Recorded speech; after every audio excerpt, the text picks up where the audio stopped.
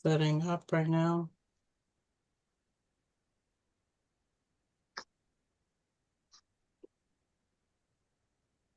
Okay. Okay, so we're ready to go. Now we'll start recording. We're going to start recording with Zoom.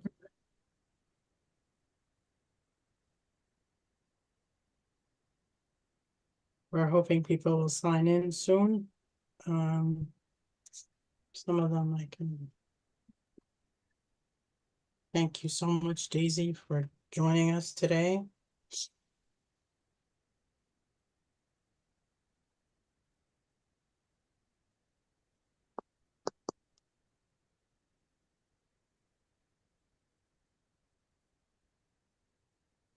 I think you know Fatima I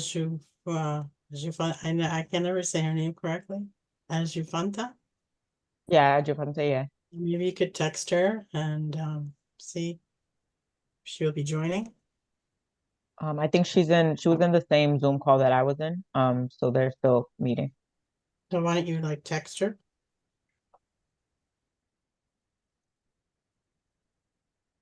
So there's only so much I can do. One at a time, right? Yeah. Mhm. Sister Daisy, Yes. Assalamu So alaikum. can you husband. can you read Arabic? Can I read Arabic? Yes. Uh, I'm just asking because I have not the message in Arabic and English. If you cannot, I'm gonna put it in English only later on. Later on, Yes. What do you have? I have a poem in Oh, Arabic. okay. Wonderful. Okay, we have a few people in the waiting room. I'm letting them Okay. in. Okay. Because I have to drop my son, so I'm gonna resume from the car. Oh, Okay. wow. That's great. Okay, yeah, Susan's joining and Dawn's joining. Oh, Susan's here. Assalamu alaikum, Susan. You're muted, so you come and say hi. Feel free to unmute and say hello, Susan. Assalamu alaikum. So good to see you, Sister Daisy, Sister Ola. God, wa alaikum salam. It's been too long. It has. Yes. We have to end SubhanAllah. this. We have to stop this. Thank you for joining, Dawn. We're happy you're with us. We're just waiting for a few more people to join, and then we'll begin officially. We are recording this session, and we are live on YouTube, just so that you know. And there's only so much I can do as far as trying to text people to join, but that's the way it goes. And my husband's gonna join, then he's gonna leave, then he's gonna come back. I think he's got some questions for you later. No, Or some things. I'll be in the car, listening from the car. But at Okay, first, I cannot do anything in the car because I'm driving. But when I come back, hopefully, I can arrive before the end of the session. inshallah, inshallah. Okay. So I think without further ado, I'm just going to begin officially.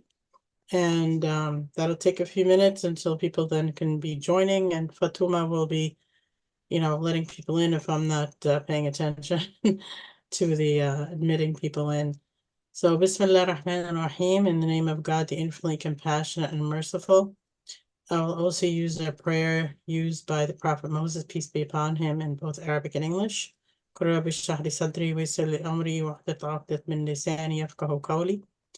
Lord, open for me my chest, grant me self-confidence, contentment, and boldness, and ease my task for me, and make loose the knot from my tongue, that they understand my speech.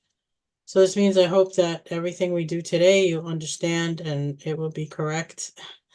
So peace, salam, shalom, and namaste to everyone.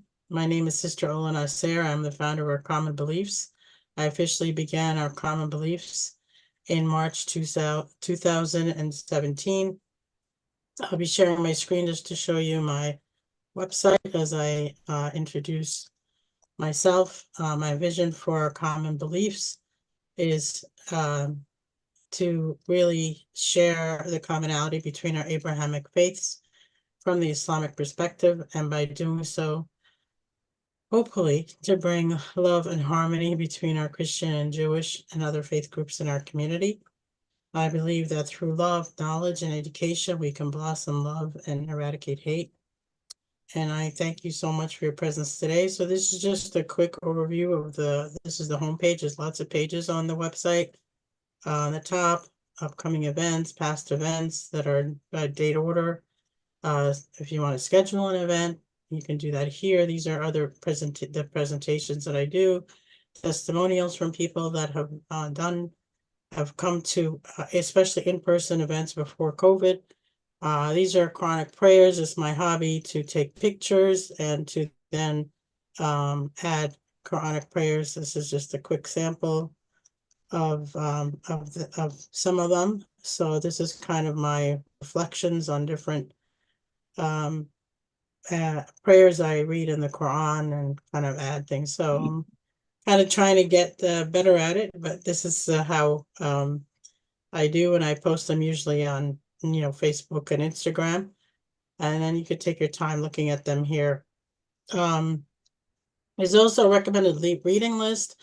I update it periodically as I read books that I think resonate with me. There's no links to this list. It's just books that I've read that I think are very important to read. And then here's if people want to hear a call to prayer and press releases, a photo gallery. And then what I'll do is with the homepage, just quickly show you. These are the different different presentations that I do. Islam 101, Prophet Jesus, the Hajj, American Muslim Family Life, which just did last weekend. Women in Islam. So today's kind of like instead of Women in Islam, Ramadan, Angels in Islam, which we'll be doing on December 15th this year, and Scientific Miracles we'll be doing in January. Look out for that. And then this is an interview I had a few years ago that is still kind of very, it's kind of one of those videos you keep for forever kind of thing. This is my take on when everybody was freaking out of COVID. I felt like nobody was conscious of being in gratitude, and so I actually made a video about that. I don't make too many videos. I have a YouTube page, so you can always look at that. That I upload certain things that I think are important. And then this tells you the upcoming events, and then we're here for many years now, like springtime, all the holidays were together, so I made a video about that. And then this is for our Christian friends who might not know certain things that are in the Quran that are relevant to them, and for our Jewish friends. And again, the prayers here, there's a handful of them here, and then if you could click here and go to that page. And then these are updated pictures of our last, we had a community vigil, and we had a walk run for Gaza, and we had a gathering for peace in June. So you can always click here to see more pictures. It'll take you to the photo gallery. And that's it. So that's just a quick overview of the website. And I wanted to share that. So I'll stop sharing now. And what we'll be doing is I will share my screen again to officially begin our program with a prayer from the Quran. And we do that with one of my favorite reciters, whose name is Omar Hisham Al Arabi. There's many reciters who have beautiful voices who beautify the Quran. And the prayer we'll be sharing is called Al-Fatiha, which means the opening. It's the first chapter in the Quran. And his voice is very beautiful, and he's my favorite, but everybody has their own favorites. And this prayer is very important because it's said several times a day by all Muslims in their daily prayers, over 17 times.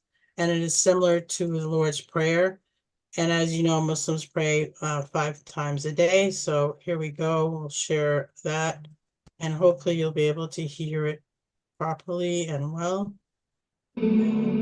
بسم الله الرحمن الرحيم الحمد لله رب العالمين الرحمن الرحيم مالك يوم نعبد وإياك نستعين اهدنا الصراط المستقيم صراط الذين أنعمت عليهم غير المغضوب عليهم ولا الضالين.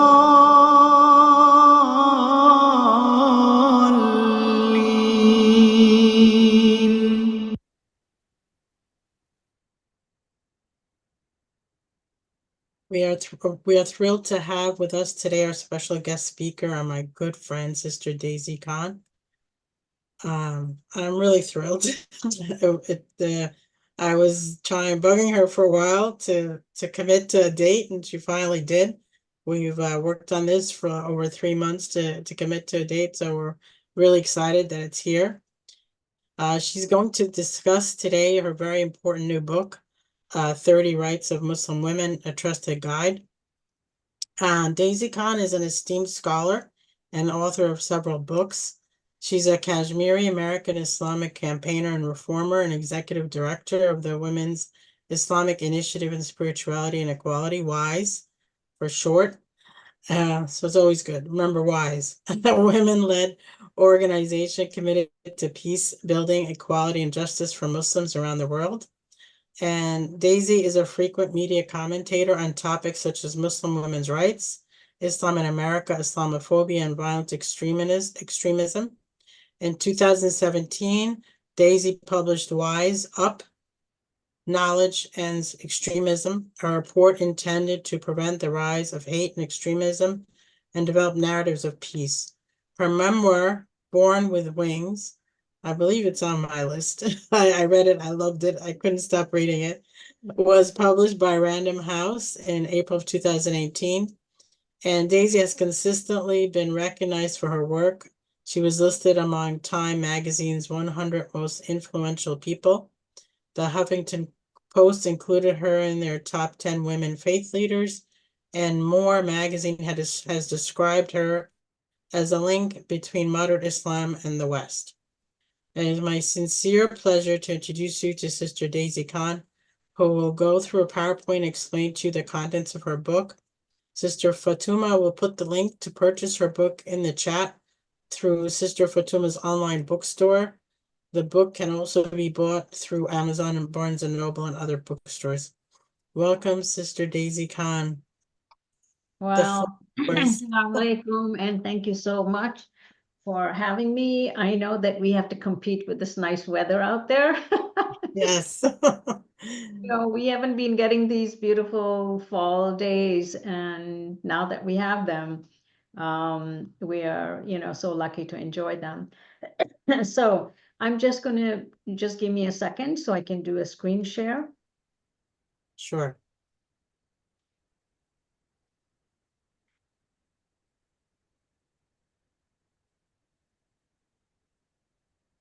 Okay, are you seeing the full screen? Yes. Okay, wonderful. So first, thank you so much. And our conversation today is going to be focused on Muslim women and how I came to this work. First of all, just briefly, I'll just mention a little bit about how I came to do this work, and then I'll take you through the table of contents of this book. And what are some of the things that I have learned in my own journey, and how we can use the content of this book to create healthy debate, but also fight for women's rights in certain parts of the world where women are being pretty much denied all the rights that they have in Islam. My earliest childhood memory is that of my father dangling a pair of boxing gloves in front of me. And years later, I asked my dad, why did you give me this pair of boxing gloves that was as big as me? Because I was just literally a little girl. And he said, because you were the third of 3 daughters. And obviously somebody had bullied me, and I had been upset, and I had gone to him. And he said to me, I wanted to teach you how to defend yourself, and if necessary, fight back. And that image is seared in my brain. Of course, at that time, my dad was just trying to be a good dad because he had 3 daughters. So he had to worry about 3 daughters. He didn't have any sons at that time. And, but these dangling pair of boxing gloves have become a metaphor for many of the fights that I've had to wage over the years, that not only when I was growing up, but also when I came to America. I was born in Kashmir in a fairly well-to-do, well-established, professional, highly educated family. And when the question of my education came up, because I was an artist and I didn't want to be a teacher or a doctor, which were the 2 noble professions for women. So I had to make a choice because I really wanted to study arts. And my grandfather, who really took the verse of the Quran that says, God increase me in knowledge, literally to heart. It was emblazoned everywhere, on books, at the top of a door. You know, when I left for America, it was inscribed in the Quran that was given to me. And basically, the right of education was so important that I, as a very young girl, 15 years old, was sent to America to pursue an education. And luckily, I had an uncle and an aunt that I lived with. But that was how much, you know, my family believed in the right of education, that, you know, sending me to a foreign land. So I landed in America. I focused my energy on my education, and I began a professional career as an interior architect. I wound up all the way into Fortune 500 companies. I mean, this was my landscape. This was, you know, I was just like a working girl in America. And I was actually a statistic. Some of you who are old enough remember what it was like to be a working girl in America in the 80s. And I never thought of myself during that time as a Muslim woman. I was just happened to be a Muslim and happened to be a woman. And, you know, I didn't have any consciousness of being a Muslim woman because I was usually the only Muslim woman and the only Muslim in the room. Then I got married years later, and I became another statistic. I became an imam's wife who had her own career. I decided I was not going to quit my career. In fact, that was my condition when I got married. This work that I never expected to be assuming a responsibility or taking on, you know, certain responsibility. But all of a sudden, I was thrown into premarital counseling, funerals, birthrights, divorces. And during this time, the line between what a woman could do in private and what she could do in public was very clear. In other words, I was charting my own course because there was no mentor. There was nobody who was there before me that had done this. And so I was just like literally, you know, like I said, charting the course for myself. And I remember once asking, because I was asked to do an adhan in public. You know, remember after 9/11, every Muslim was asked to do something, a prayer or something, and somebody had loved the adhan and they wanted me to come to a breakfast and do an adhan. And I thought, oh, that's strange. I've done the Fatiha, I've never done the adhan before, but I love the adhan because I used to do it for, you know, I had learned how to recite it because I wanted to recite it. And so I asked my father-in-law, who was an Azhari man, very established imam in America, you know, with all the full credentials you can think of, with scores of books that he had written, and especially a book on Muslim women. I asked him if I could recite the adhan publicly. And he immediately said, no. I said, why? He said, because a woman's voice is awra. And awra means like her private part, like it should not be heard. So I thought, oh, this is interesting, because I was not thinking theologically, I was thinking logically. You know, so I asked him, I said, well, if a woman is allowed to recite the Quran publicly, which we know they are because there are chronic, you know, competitions everywhere, then why not the adhan? And he just looked at me like he really didn't have an answer. And then he said, you're a very naughty person. And I said, so can I do the adhan? He said, yes. And I said, are you going to give me a fatwa? He said, no, I'm too old for this, because he had already retired. He said, but, you know, if your intention is good, just go ahead. So, you know, today we see women doing adans everywhere, on stage. We have so many women chaplains that are doing this. And of course, it's not normative to do it in Muslim countries, but people are, doing it here in the United States and in majority of the Western countries. And then, of course, as you know, that horrible event happened, 9/11, which changed everybody's life, certainly changed my life. And there was this little old lady in one of the audiences in Princeton, New Jersey, who asked this question of me about Muslim women. And I, of course, immediately told her that in 7th century, Muslim women had received all the rights that Muslim women proudly say they have, the right to education, the right to own property, inheritance, divorce. I went down the list. And I said, these are rights we got in 7th century. And she said to me, I believe you, dear. But can you tell me why women in Afghanistan are being denied these rights, and why are they being shot in soccer fields? And I was very upset because I didn't have an answer for her why things were happening the way they were happening overseas, because that was not my reality. And I kind of like froze and didn't have an answer for her. And then she just looked at me and she said, I just want to know what you're doing about it. And, sometimes God speaks through other people, as we know in interfaith dialogue. We know that that's how, our own faith can get strengthened by somebody's comment or something somebody said.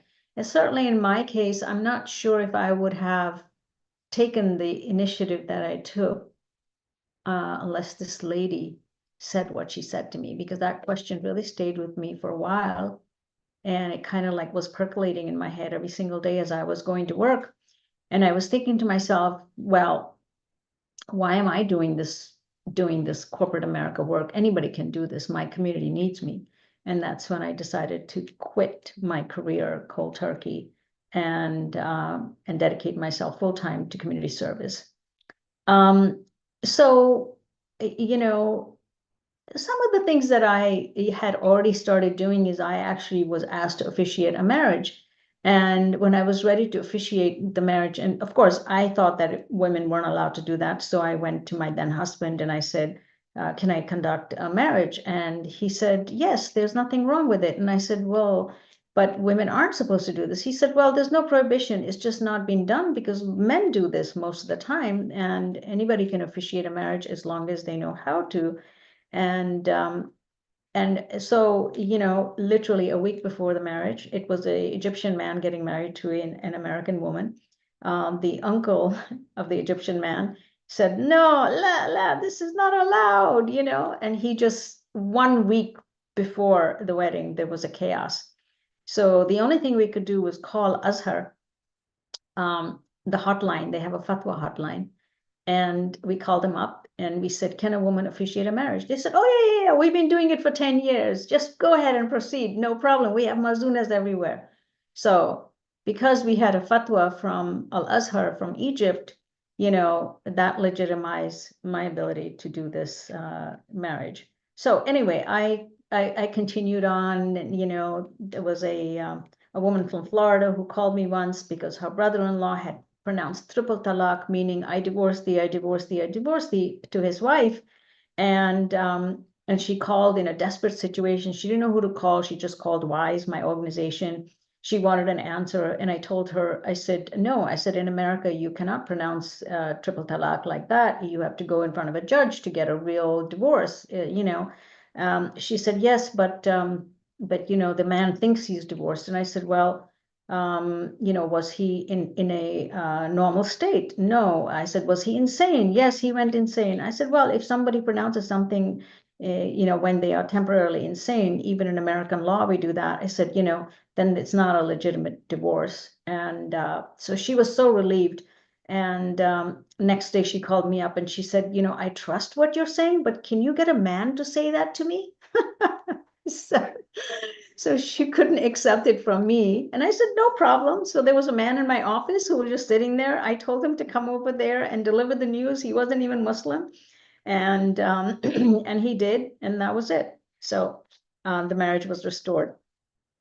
But what I'm saying is that, I saw these things up close. And there was another hilarious thing that a woman from the mosque called. She was in tears and to tell me that her husband had married another woman. I said, what do you mean he married another woman? Where did he marry her? Oh, online. I said, well, if he married her online, who were the witnesses? She said, well, he said the witnesses were angels. And that's when I put the gauntlet down. And I told her to tell him, because he was a member of our mosque, tell him to bring his 2 angels to the mosque next Friday so we can get a signature from the angels. And that was it. The marriage never went forward because now we all knew what he was up to. But Can't believe this. so these are the kinds of things that I witnessed and I saw and I experienced, and I saw the misuse of religion for personal gain. And then, of course, overseas, I saw the oppression of women, and I realized that to combat these injustices, our best chance is to construct religiously grounded arguments to lift the truth of Islam, a truth that, all of us know that has inspired positive social change for more than 1400 years. This is what we're so proud of. And then in that moment, I realized why my father had given me the boxing gloves. So this was now the big fight, okay? And so the big fight was on. I had no idea what I was going to do after quitting my career. And then I discovered there were something called suffragettes in America who had fought a similar fight because they were not given the right to vote. And some women couldn't even own property. And although the Constitution said, all men are, whatever that preamble is, I forget it right now. But basically, we're not to distinguish between men and women. Everybody is equal in the eyes of God, and the state is supposed to provide these rights for both of us equally. So this is, I thought to myself, okay, I have to create an equivalent of a Muslim women suffragette movement, which is a faith-based movement. And just watching the subjugation of women is something I could not accept in silence because I was an empowered woman. So I set out to lift the truth of Islam for 5 reasons. And reason number 1 is the faith of Islam has never restricted women from interpreting nor expressing their faith. And in the West, Muslim women's suffering is often attributed to Islam itself. We're still dealing with that, right? We're still seeing how Muslim women are being seen. In Muslim majority countries, women are essential to preserving tradition, like we're seeing right now, keeping Islam alive. We're seeing this in Afghanistan play out.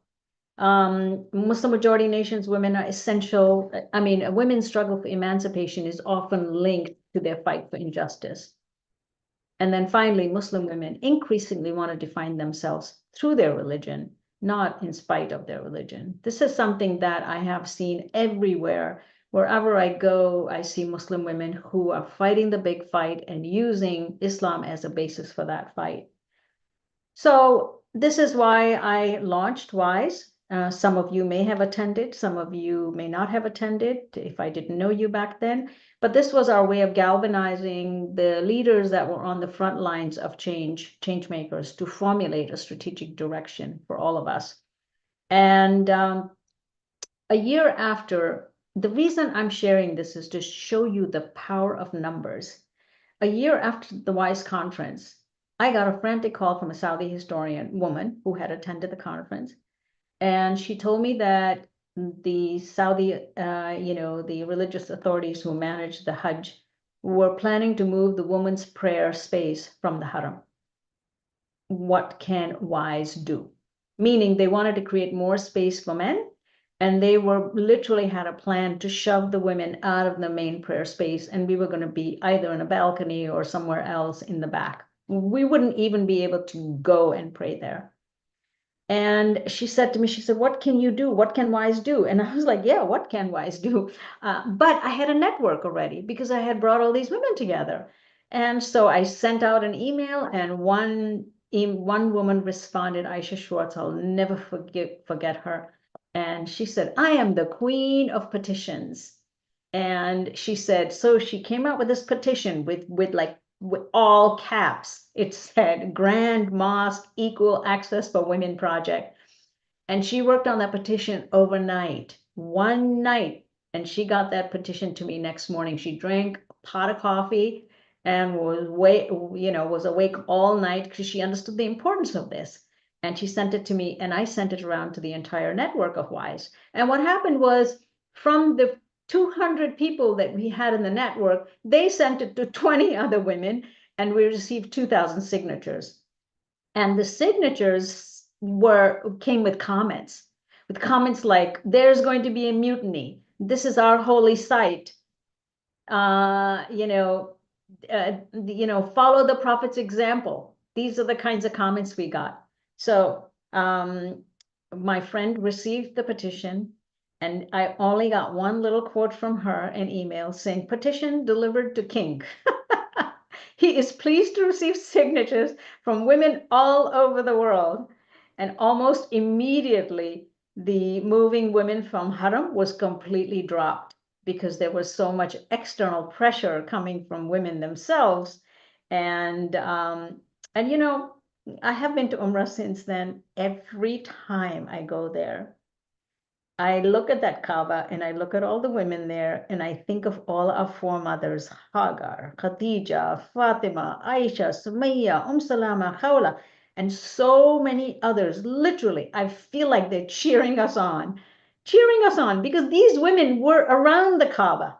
They were all there. The first martyr in Islam was buried right next to the Kaaba, And so they keep applauding all of us women for remaining steadfast. And for me, this is the power of networks and numbers. And I literally learned this from Helen LaKelly, who said to me, she said, there's power in numbers. If you're going to start anything, you need to get a group of people behind you, because you can't do this all by yourself. And you have the energy, you have the commitment, but you need other people by your side. And so I was very excited by this little development, and that's when I said, okay, it's time for us to start doing something bigger now. And I started a Shura Council, and after the Shura Council, we started issuing opinion papers on issues that were affecting Muslim women all over the globe. So it was all voluntary group. These women were amazing. We issued the first paper ever on domestic violence, using Laleh Bakhtiyar's translation. And since then, a lot of the Quran translations have started changing and shifting the verse. Violent extremism. We did a paper on adoption. We did a paper on female genital mutilation. And we started training imams in Afghanistan using these papers, the papers that we now had, well-researched papers. And I remember in Gambia, one of our WISE network women, she was already trying to fight against FGM, but she didn't have anything. She said, I need something. I need Quranic evidence against this practice. And because we did a paper, we handed the paper over to her. She started training all these imams, literally going from one to the other. And she walked into a colloquium of imams. They were having a big conference. And she told them, she said, I want to just show you one thing. And she had taken an abstracted version of this, and she read it to them. And they were so moved by the evidence from the Quran and Sunnah and all the scholars. They said, we're issuing a fatwa against this practice right now. And they issued a fatwa. With that fatwa, she was able to go from imam to imam. And from 2011 to 2018, that's all she did. She just did imam training everywhere and health practitioner training. And in 2018 in Gambia, they banned the practice. And they banned the practice. This is all in my book, by the way. There's an entire article on FGM and how we changed the mindsets of the people. And what was important was just last year, you must have heard the news that in Gambia, there was one religious scholar who tried to overturn the ban. And he had gotten a lot of people behind him, but then he didn't succeed because so many imams had been trained already, and so many health practitioners and male nurses were also received the training that there was real pushback, and the ban remains. So again, this is what I mean by when you use something within the framework of Islam, rather than just using a medical approach or using a secular approach, which doesn't work in Muslim communities because it's not part of the belief system of the people. So, then in 2018, something amazing happened, because I'm not sure if I would have actually published this book, but these were individual position papers, and I was doing and researching. And then in 2018, I had an intern who walked into my office, and she was very quiet. And I asked her, if there was a reason why she was interning here. And she explained to me that she had this harrowing experience of narrowly avoiding a forced marriage.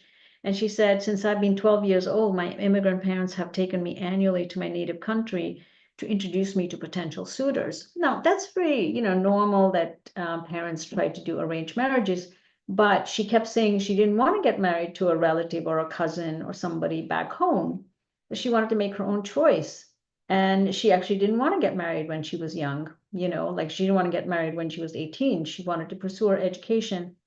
And then the last year, I think when she was 17, they took her with an intention to do her nikah, and she ran away from home. This was a very big surprise for me, because I never expected that I would see this kind of stuff in my own community here in my own backyard, because I expected these kinds of things would happen overseas, right? I was not expecting that members of my own community were going through some of these issues. So I asked her, she said, that's why I came to WISE. I said, and what do you want WISE to do? She said, do you know, I looked for everywhere for support. And she said, I wanted to, I looked online, I couldn't find anything, because I didn't know how to confront my parents. My father was an established, in a leadership role in a mosque. I couldn't address anybody at the mosque. And so I noticed that there was this gap, there was this gap. She wanted me to fill this gap.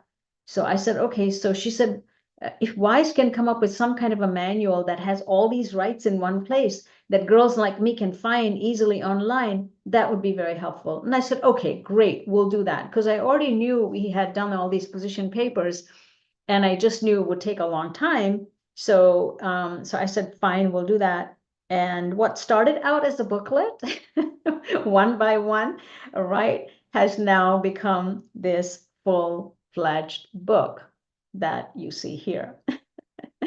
Why 30 rights?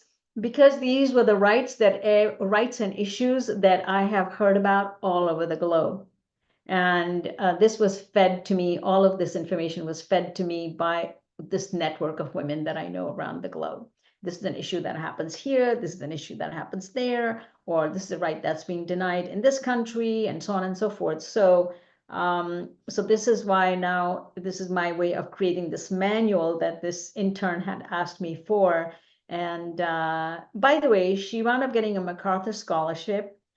She wound up getting married to a man that she wanted to marry. And she is now, her parents' joy, because she's professional, she's earning, she got this massive scholarship, she's married. And I'm so proud of her, but I'll never forget her, because she's the reason for this book. So writing this book was the hardest thing for me to do. Mahmoud is your husband, right, Ola? He just said, do you read Arabic? Well, I read the Quranic Arabic. But do I know what it says? No, I have no idea. We read the Quran, we have no idea what it says, except for the things that we already know what they say. But it was really hard. First of all, the research took years, and I'm not a native Arabic speaker. But I found myself venturing into all this uncharted territory. Like, it was almost fun. I explored the world of jurisprudence. I mean, I knew something about it already, because I had already dealt with these things. I read every commentary in the Quran. It was great fun. Exegesis, narratives I had never heard of. I bought every book there was to buy, because I needed these books as my companions. I was leaning on the scholarship of great people and great luminaries. I did not embark on this myself. And that's why I tell people, if I can do it, you can do it. You certainly can do it. And if you're an Arabic speaker, you absolutely can do it with much more ease than I could. You know, then I discovered there were all these extraordinary women scholars, luminaries, whose lives were devoted to informing and imbuing the consciousness of our people. And their writings were, for me, were like stars in the sky, you know, because they led me to a very deep understanding of the truths of the Quran and the place of women in the Quran. And, you know, so luckily, fortunately, I was a little worried because I wasn't sure how people were going to take this book. So the earliest review was from Imam Jabara, who said that it was an encyclopedic reference and he, you know, really liked it. And then for me, this was more important because Nama Barzanji is a very established scholar in the Muslim community. She's of Syrian background, and she really thought that it had filled a massive gap that academics were not able to fill. Innately conceived, intellectually researched, spiritually guided, because she knew I was coming into the book for my own spiritual growth. Khan affirms women's spiritual leadership by providing new perspectives of the Quran while debunking misinterpreted traditions attributed to Prophet Muhammad. She explores women's realities, embarking with them on a journey of restoring their own rights and transforming their own lives. So I thought this was a really nice review from two established Muslim male and female scholars. For me, the book is a toolkit for women to fight their own battles because I cannot go to every corner of the world and do this. And I was also interested to see what would be the reviewers, the regular American reviewers. And Kirkus is a very snarky reviewer. They are not that easy with their reviews. They tend to review, their reviews tend to be very tough. But here's what they said. Traditional Islamic teachers support a surprisingly progressive stance on women's rights. According to Khan's searching brief for a Muslim feminism, a compelling case for recognizing women's freedom and fulfillment as centerpiece of Islamic values. By the way, these are much longer, so I only took a short part of it. Publishers Weekly liked it. Methodical textual analysis buttresses her case that women's religious equality is enshrined in the Quran, which has been misinterpreted by leaders of oppressive societies to subjugate women. This solid theological guide is worth a look. So for me, this was really important because even these, you know, reviewers thought that the book was helpful. Then as I was writing this book, I noticed a very distinct pattern. And this distinct pattern was that God does not always choose the best and the most experienced individuals to serve his mission. Rather, God favors the unexpected, the insecure, the defective, or even the underdog. And in the case of women, God chose a single woman, a widowed woman, a separated woman, a childless woman. People we usually don't think of, you know, we think of these terms as modern terms. But these were people that lived during that time, and this enormous responsibility was being bestowed upon these women. And that's why today I tell everyone, regardless of our circumstances, we can make a difference, particularly those who have the will, or who feel that they have the mandate, or those who feel that they want a mandate. You can do it, because that's what the Quran is showing us here. This responsibility was given to these women, and they assumed it, and they carried it out. Then I also noticed that women fill diverse and crucial roles in their societies, families, and faith.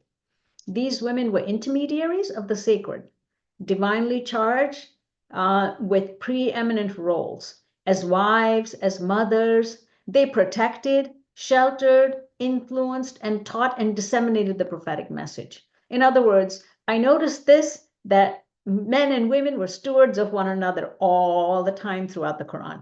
As you're reading it, you're seeing a man who's being given enormous responsibility. He's a prophet, he's a messenger, but there's always a woman paired up right next to, in a supporting role or in a role that is so essential to have that prophetic message get out. And these women endured hardships. They resisted the powerful and the mighty and exemplified the ideals of courage and faith. So this is another thing that I learned from this. And you know, the book covers everything from family to spirituality. It writes to maturely choose marriage, divorce, and I'll take you through the table of contents. I did take the 30 rights and I dived into the details of the Quranic historical support for women's rights. So it's very easy for people to go in, you know, and pick up any article, any topic, any issue that they're dealing with in their lives, whether it's marriage, it's career, it's education, religious leadership, testimony, whatever it is that you want to understand, you will see Quranic and historical support for it.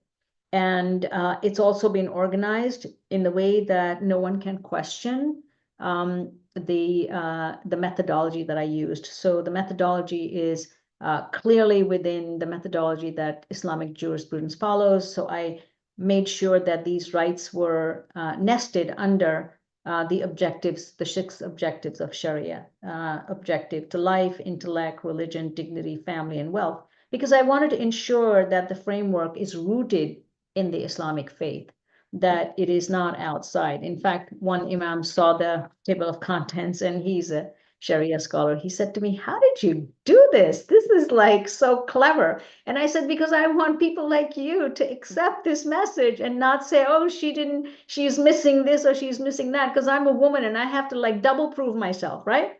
So that's why I did this.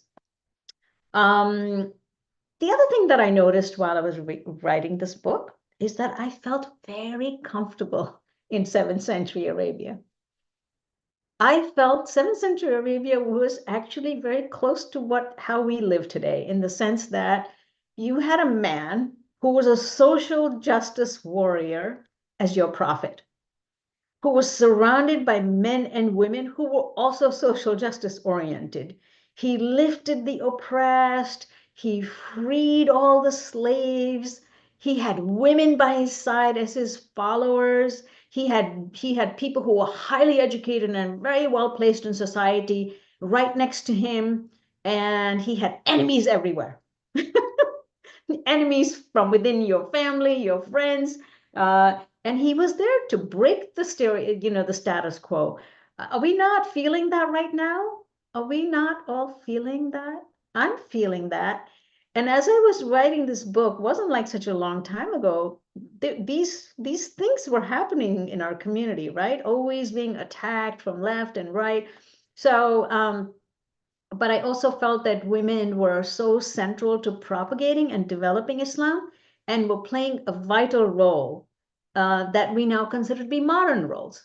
So if the Prophet was surrounded by Sumayya and Khawla and all these other women, we are those women today, because they were charging themselves with a responsibility. And many of the women today are charging themselves with the responsibility, right? Are we not doing double work? Are we not doing a night shift? Are we not doing things in the evening? Did Ola not create a whole new initiative, a whole new website? Why are you doing this, Ola? I mean, you know, and your husband's helping you with it. This is what I mean. We're all just following our ancestresses. Just following them without even knowing it. Yeah, like you said, it's a calling, like it's a passion, like you just Exactly. it's But a lot something of that us, you just, wake up wanting to do all the time. yeah. But the reason I'm saying this is because this is what women were doing in 7th century. They were assuming the responsibility. They were running around left, right, and center, doing whatever needed to be done, including taking a spear in their heart, for the Prophet, because they really believed in his message. So I don't want us to, I want us to think of, the 21st century and the 7th century. There's not that much gap between the two. You just have to place yourself and read what how exciting and how vibrant and how dynamic that place was at that time. And that's what I felt. Then today, of course, we have other issues. So the battle is being fought on two folds for us. One, there are Islamophobes who insist that Islam oppresses women, an idea that has been largely fueled by mainstream media, which we know. And on the other hand, there are zealots, extremists, men with very biased attitudes towards women, who mistake Islam for, cultural misogyny, for religious practice. And so throughout the book, my whole aim for this book is to debunk both, right? So I'm debunking the common myths that people have about Islam. And at the same time, I'm debunking what extremists are doing to exploit women and, the kinds of things that we keep hearing about, these horrendous practices in Afghanistan and other places. The book starts with, it talks about the first couple, because without Eve, there would be no progeny, no family, no community, no society. It shows how the Quran celebrates the feminine voice and invites the feminine voice back to the conversation. You may have heard of the verse called the Mujadala, where God has heard the word of that who is arguing with you concerning her husband, raising her complaint to God. And so it shows that God has so much concern for women that God is actually listening and constantly the seer. And, a woman's voice is elevated to God as not just an argument, it's a dialogue. And Can you explain this further a little bit for our non-Muslim people in the chat? yeah, so Mujadala, so a woman comes to the Prophet and she tells him that her husband has used an ancient Arabian custom by calling her, calling his wife his mother, which means that if you are a mother, then I cannot be married to you. So basically, he's seeking a divorce, right? And so she's really worried, and so she comes to the Prophet, and the Prophet doesn't have an answer. He's like, sometimes when these new situations would come up, he didn't have an answer because he would just keep quiet. And then the verse came down to him, say to this woman, God has heard the word of that who is arguing with you, and God is ever this thing. So it elevates her problem that she raises, and in the form of justice, because she's seeking justice, and the justice is being sought. And so God recast this as, okay, so this is a woman who's asking you for justice. So basically that's what happened. And the Prophet, of course, made sure that husband didn't do what he was planning to do. Then in another incident, Salama, who is one of the wives of the Prophet, dared to ask him this very profound question, because she was a very dynamic woman. She was smart, she was intelligent, she was politically astute. And so people would always come and ask her questions. And she was also very in close proximity to the Prophet in the sense that he listened to a lot of what she said, because she had the wisdom. So she asked him the question, why is the Quran addressing only men and mentioning only men? Because at that time, all the revelation was coming down and it was mostly addressing men. And then her question marks a significant moment in the orientation of the Quranic revelations and in the history of Islam, when one of the most beautiful verses, verse 33-35, was revealed to the Prophet in response to her question, introducing for the first time, perhaps in all of human history, a gender-inclusive language, which is based in scripture. And it's a response to Salama, the wife of the Prophet, which reads as follows: for Muslim men and women. Now here is where we are co-paired every time. This is one of the most important verses. If you were just to remember any verse, please remember this verse. For Muslim men and women, for believing men and women, for true men and women, for men and women who are patient and serene, for men and women who humble themselves, for men and women who give in charity, for men and women who fast, for men and women who guard their chastity, and for men and women who are in constant remembrance of God. For them, God has prepared forgiveness and great reward. So now, you know, I heard in Afghanistan, somebody said, oh, women don't have to go to the mosque. Why don't they have to go to the mosque? Oh, because the men will take you to Jannah. You know, you'll go to heaven with your husband. Well, this is a verse that completely negates that, because everybody has accountability. Everybody is supposed to, you know, be accountable for their own actions, and we're individuals, and we all have agency. So clearly this verse is a very important verse. As I mentioned, the book always shows from the very beginning of time how, you know, from the very beginning of time, when we say Islam, we don't mean Islam as a religion that was revealed to Prophet Muhammad, Islam as God's religion, like God Inc. religion, you know, the very first from the Genesis, because that's what Islam is. Islam is submitting to the will of God, not necessarily the revelation that was revealed to the prophet. So through these women, these autonomous agents, so this, after this verse, you see this autonomy and agency of women who are receiving guidance by God, and in the eyes of God, men and women are absolute moral and spiritual equals to men. And so that's something that was, for me, a very important point, you know, important moment to start with. So, for instance, if you see in the Quran doesn't only address post-prophet women, right? The Quran addresses pre-prophet women, right? So you have a woman like Hagar, who in the Christian tradition is Abraham's consort. In the Islamic tradition, she's his wife. And she has deep relevance, huge relevance. And she is mentioned in the Bible, but in the Quran, she's a key figure, an archetype of courage, conviction, and bravery. Because you know that Abraham was instructed to take her and leave her in the wilderness, in some desert in the wilderness, with a bag of dates and some water. And because he already had, Sarah had already given birth, and having 2 wives and 2 sons was now becoming a domestic dispute. And God said, okay, take Hagar from there and leave her.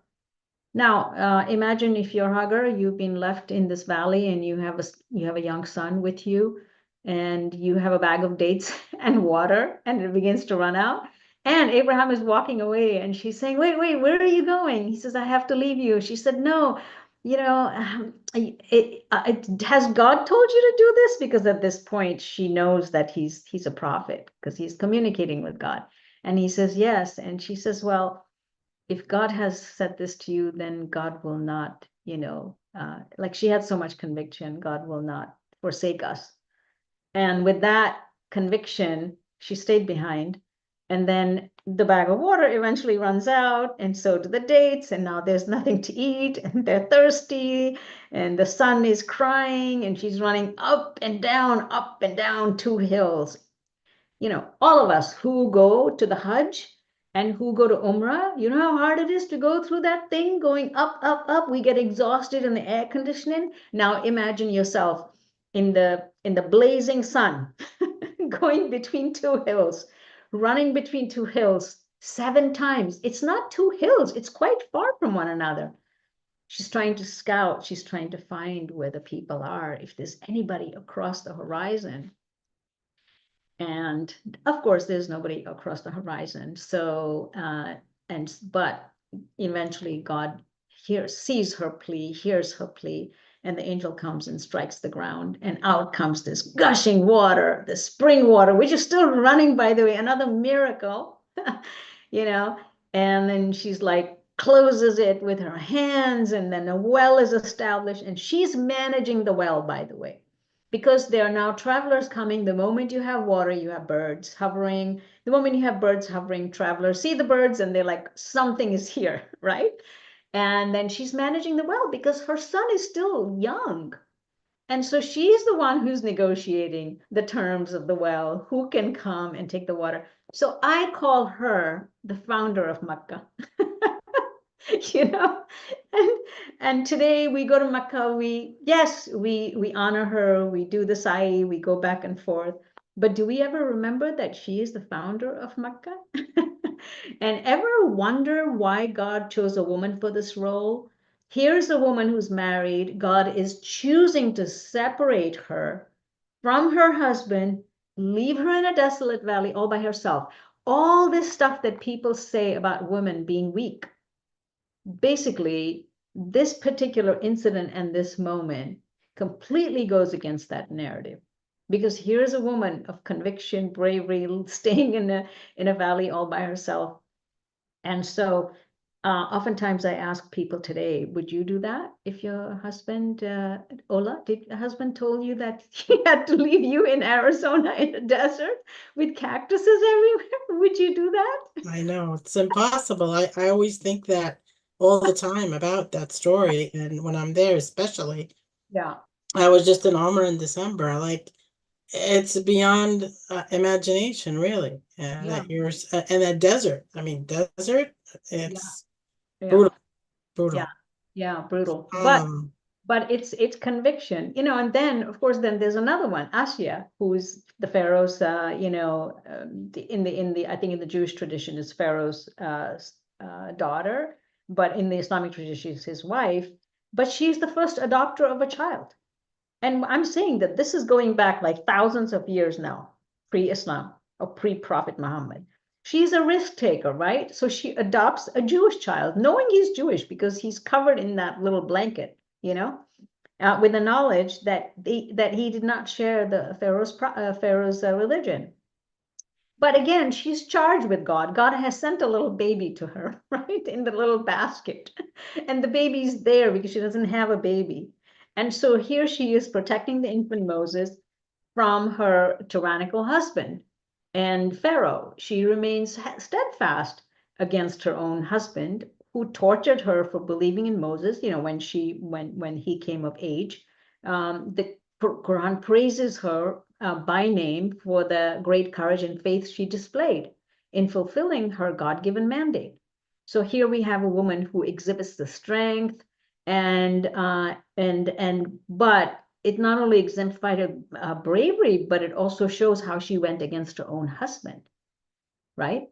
So another narrative that you get to recreate, because today we are told that, you know, like if you know that you are really doing something that is, you know, like the spiritual charge that you've been given, and that somehow your husband is against that. That's what this is showing, that you can fight with the most intimate person in your life if you think that you're doing something for the greater good.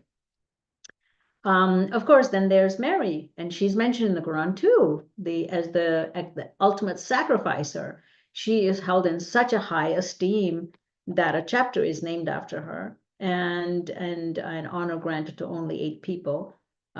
Her steadfastness, her chastity, you know, to receive the breath of the divine in her womb.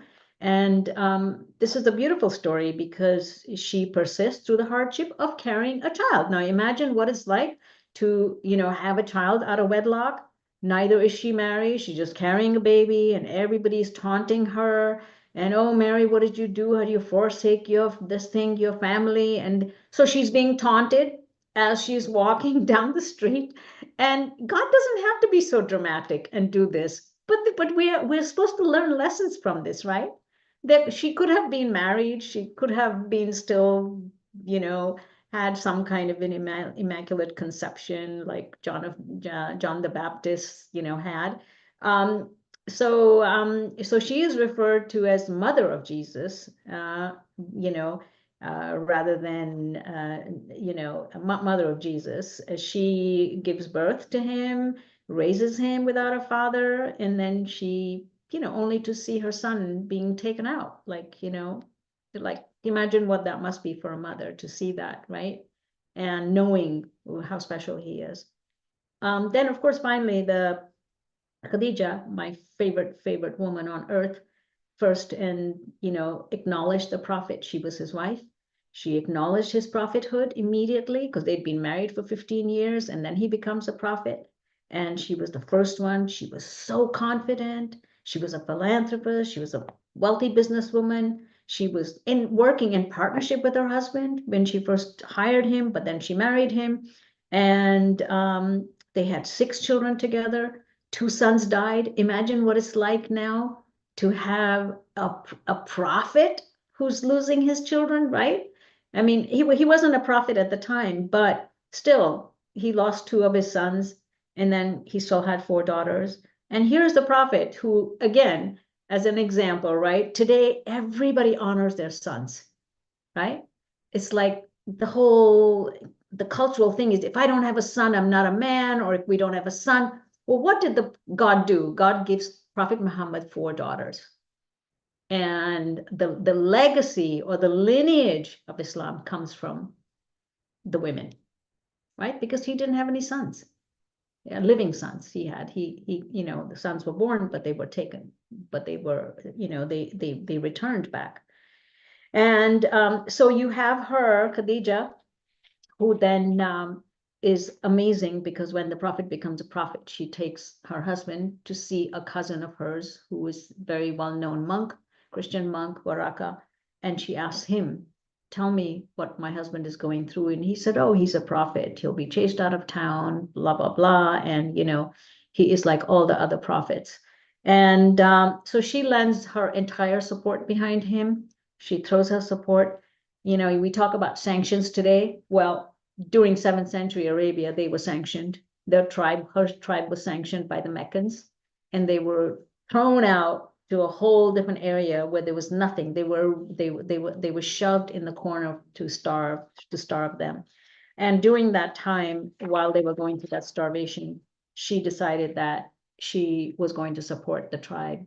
And somebody her cousin even came to her and told her, why don't you just divorce Muhammad? Because, and then you can marry this other man. And she said, as long as I have a breath in my body, I'm not going to leave him, So this was a real love story. And so in my book, I actually talk about this love story, because we never think of Islam literally starting with a love story, the prophet coming together with Khadija, such a beautiful story of what they went through and the difficulties they had as a family, but how they endured all that. And so it also shows the prophet and Khadija as just human beings and family dynamics and the issues that they go through.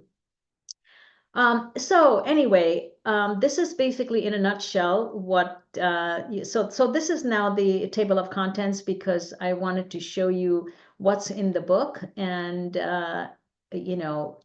so that you have an idea. So I start with civic and political leadership, and here I tell the story of Queen of Sheba, who's also mentioned in our previous scriptures. Very important story of Solomon and Sheba, and how Solomon was a prophet king, and how he demanded that Sheba come to him, and how Sheba just tries to avoid going into a war with him. So this story is so relevant for today, because it shows you how she chose to diplomatically deal with Solomon rather than going to war. Because she said, when kings come into town, they really destroy everything. And, are we not seeing destruction today? And when war happens, and how much destruction takes place? But she chose the path of diplomacy. She sent him a nice note, and then he demanded that she come over. For me, this is like theater. When whoever has read the story in the Quran is so theatrical. You have every element you can think of. You have these mystical animals that he's communicating with. You have the throne being taken from one place, flown over to the other in a jiffy. And then you have her walking on a glass crystal floor. And then she sees fish underneath her feet. It's just like, I wish that we could take Queen of Sheba and make it into a play. Seriously, I've been dreaming of this. It's so beautiful, such a theatrical Such a great idea. It really is it would make fantastic theater. Anyway, so, but I also talk about Or a film. a film, yeah. I also talk about women political leaders. So today we are told that women can't be leaders, right? In Afghanistan, women can't even be politicians, forget about political leaders of nations. But yet, you know, I think the next slide might show this. Look at that. You have all these Muslim women who have been heads of state, either they're current or in the past, and look at the variety of all of them from the entire globe, you know, from Africa to Kosovo to Singapore to Mali to Pakistan, Bangladesh, Kazakhstan, Turkey. I mean, this is like, so if all of these women could be heads of state, you know, and then of course I make sure that I also mention the heads of state that were empresses of the time, right? And women who ruled for 70 years, or women who were Mughal rulers, or so I always have stories of medieval women or ancient women, and then I also I end it with usually contemporary women. So in each of these rights, the articles of that particular right, you will see a woman of the past or a woman of the future. So then the next one is career pursuit, freedom of speech, career pursuit, because some people are told that they can't work. Freedom of expression and speech is important. And here I tell the story of Zainab, Prophet's granddaughter, who went in front of Yazid, and Yazid wanted to, you know, one of the guys in Yazid's court wanted to take the great granddaughter of Prophet Muhammad, who was a young woman, and he just wanted to take her, like, you know, steal her, like I want this woman, you know, that's all the men had to do is say, I want this woman. And she said, well, who are you? And then Yazid gets angry and he says, well, he doesn't have authority, but I have authority. So then she just delivers a speech that is unbelievable. The Shia love this, and I inserted that in there because I wanted to show how the Prophet's own granddaughter was standing up to somebody in authority, right? I mean, we're talking Yazid. He was like self-declared caliph. And so here she is standing up and not afraid to die for it, because she would refuse to give up somebody from her own family to a man that she did not know. So again, showing that women have been doing this from centuries. This is not something, freedom of speech is not a modern Western concept. In fact, I mention all the freedoms that people have in Islam. So all the 6, 7 freedoms that we have: freedom of speech, freedom of expression, freedom of assembly, freedom of opinion, freedom of religion, right? So they're all, they're short descriptions, but they give you enough to know, even freedom of assembly and what was, and their examples, specific examples of what was happening at that time. Then we have the freedom to testify and witness. As you know, there's this assumption that a woman's testimony is worth half that of a man in Islam. Well, that's just not true, because I fleshed this out. Like, this took me forever to flesh out, to show how a woman's testimony is not half of a man's, because there are so many other verses that we do not quote from the Quran that talk about woman being full witness. But also in this particular case, which verse is being used against that, it really only refers to a woman bringing a second person with her as her helper if she needs it, and it's only in financial cases, right? Because women didn't have the financial, you know, capability, or she might forget, or the guy might try to coerce her, so she had to bring somebody else. And the second woman is not a witness. The second woman is just a rememberer. She's like her ally. She said, oh yeah, I remember that. So it completely, I actually explained it in great detail, because and this is something that we're using in Afghanistan right now, because a lot of women are being denied the right to testify. Then we have a right to religion, spiritual leadership, right to be a jurist and interpreter of texts. Spiritual leadership, I described, like I was mentioning early on, how we take on different roles as spiritual leaders. So oftentimes when you think of spiritual leader, people think of a priest or they think of an imam, right? This is the immediate thing that people go to. In fact, many people that open my book, that's the first thing they want to read. What does she say? Can a woman be an imam or can she not be an imam? That's not what this is about. Women serve in so many different capacities to do so many different things, and imams literally means a guide. So if you are guided, if you are a ustada, you're a teacher, you're holding a halakha, you're doing spiritual counseling, you are leading a prayer for your women. There are so many ways. People are Quranic reciters. So I break down each of these responsibilities that women are taking on, and in various ways that women are leading. So we get away from this notion of imam is just somebody who's doing a Jummah khutbah. To be a jurist and interpreter of text, this is like packed with information that if you think a woman can't be a jurist and interpreter of text, just go to 7th century. 7th century Arabia, Aisha, of course, as you know, is considered to be the jurist of her time. She's the wife of the Prophet. She was the one who was giving out all these decrees because she was equipped. She knew the Quran really well, and she knew the Prophet's, sayings. And then her student, one of her students actually dispatched a message to Imam Malik, who was the great jurist of the time, and told him that his decree was not suitable for the crime, and he accepted her opinion, and that became the opinion. So that was a tradition. Women were jurists, and then I mentioned throughout the history how many other jurists there have been, and what was the juridical world like, and how women were leading in that. To gain spiritual knowledge is really about how did the whole the Prophet was receiving revelation. Well, what happened after that, and how did people learn that? So I go into how the Prophet created a milieu where men and women were receiving or understanding the scripture, and how important it is for people to have equal access.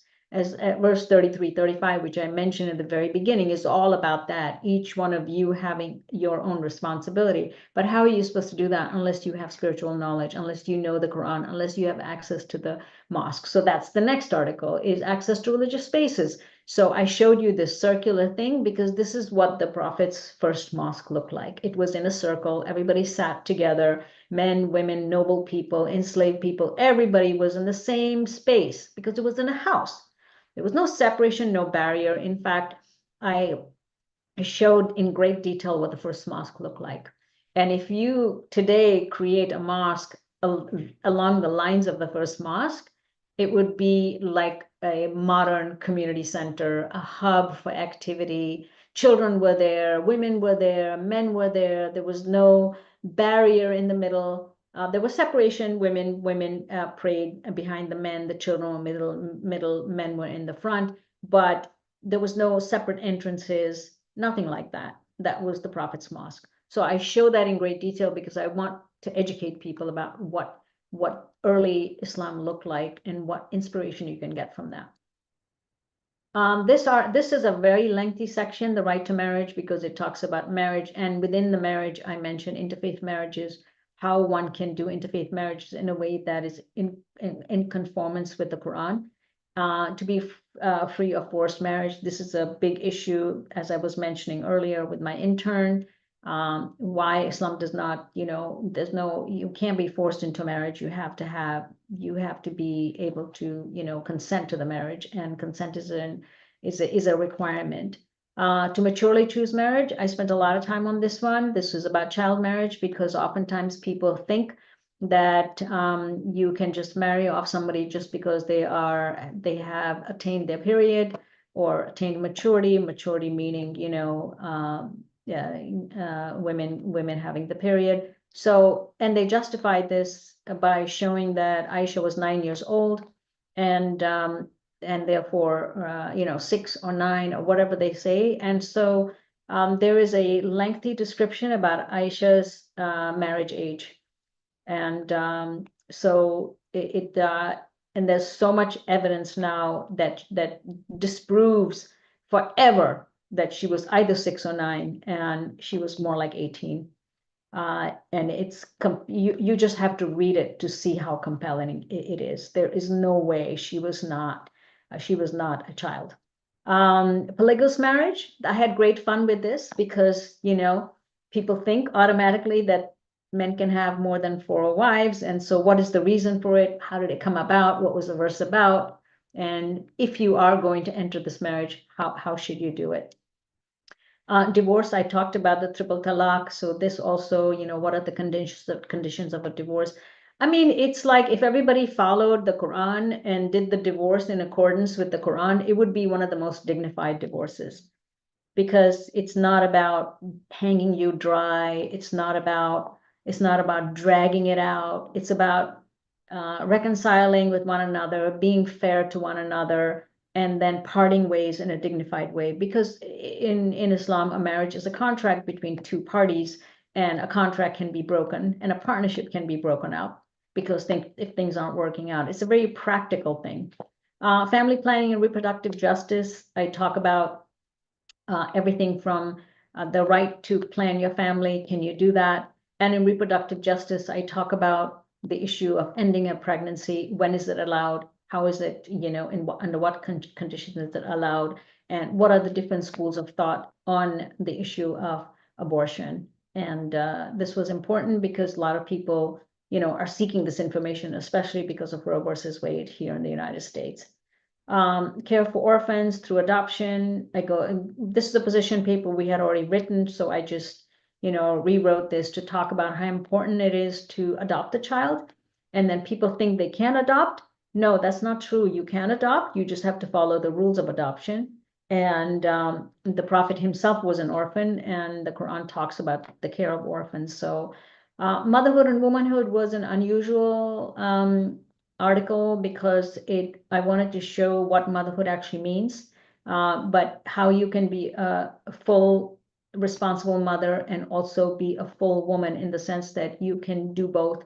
You don't have to choose one or the other. You can be a professional woman. And I go back again in this article, I go back to the early women, right? They all had children, but yet they were working in the marketplace. They were jurists. They had both. They were doing both.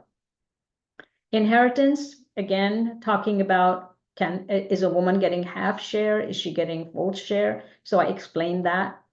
Financial independence of equal pay. The Quran is actually kind of extremely progressive when it comes to equal pay. The Quran talks about, both men and women should receive equal pay. So this is interesting.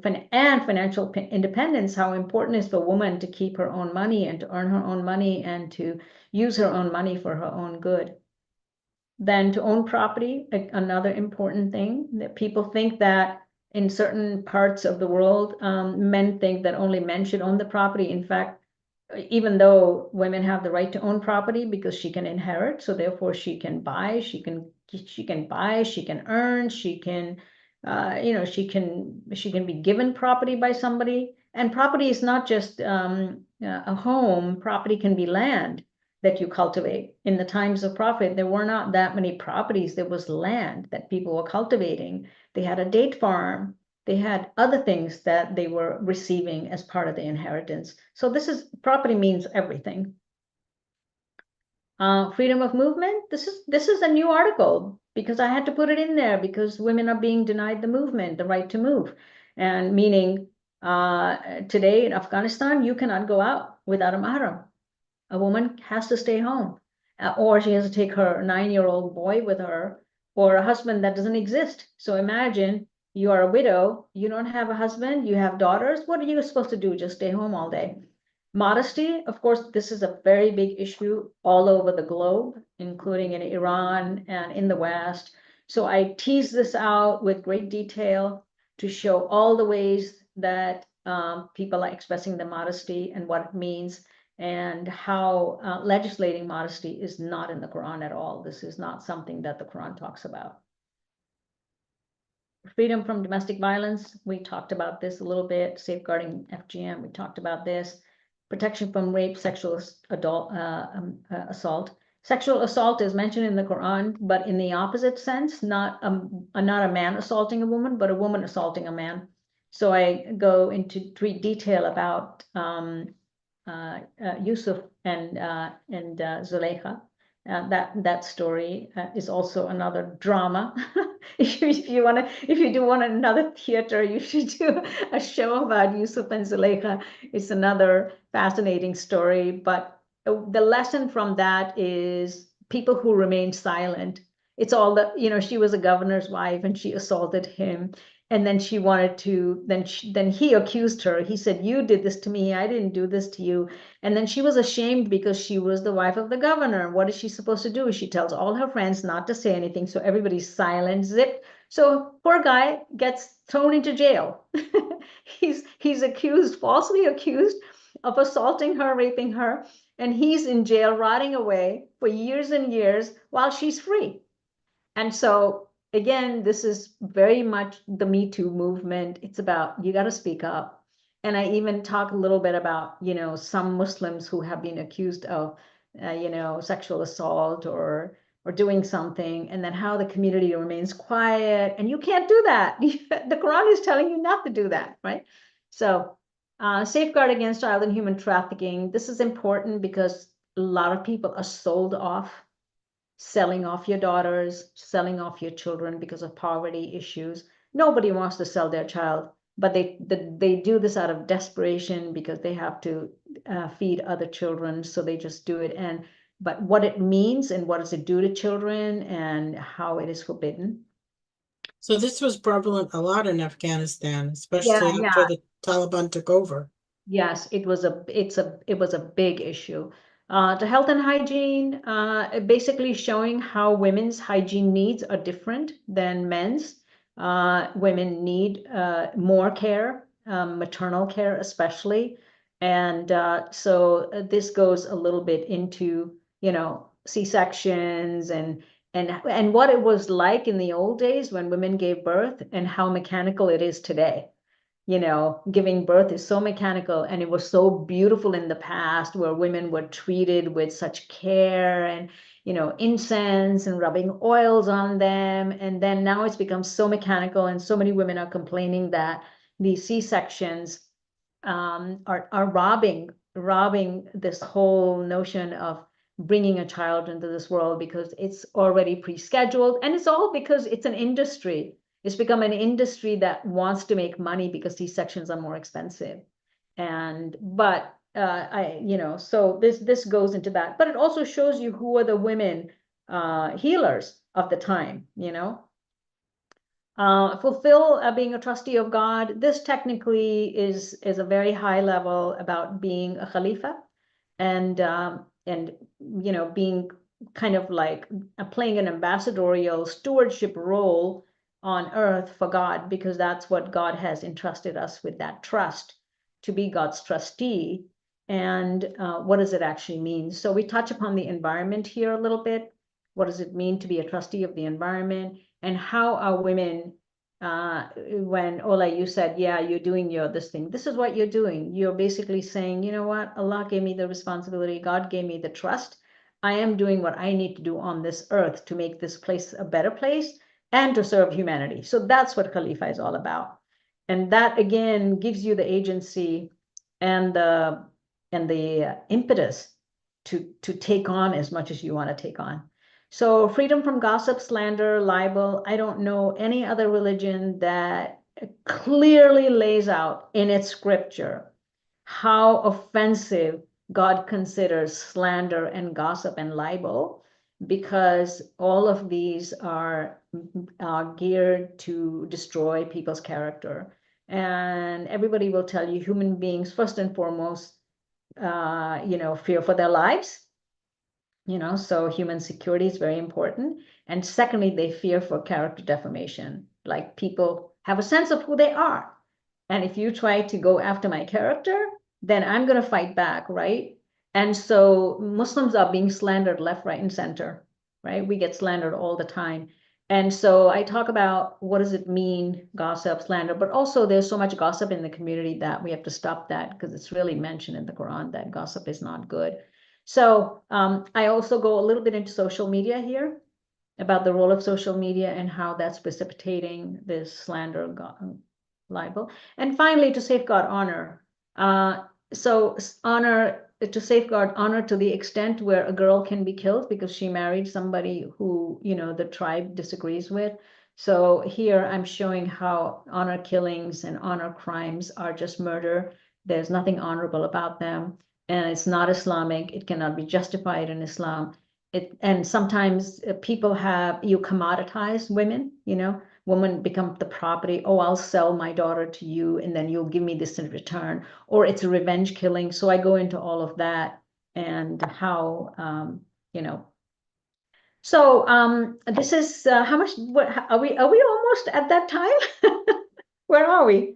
Oh, I it's have a 40. half hour left for question and answer, and I think we should start doing that. Yeah. So I mean, it's been an eye-opening presentation for me, and I'm sure for everybody. So, please, there's not that many people on, so you just unmute yourself and ask a question. Mhm. You can, raise your hand like this, or you can use the chat. And you can stop sharing your screen, so this way we can be back together. Daisy, that would be great.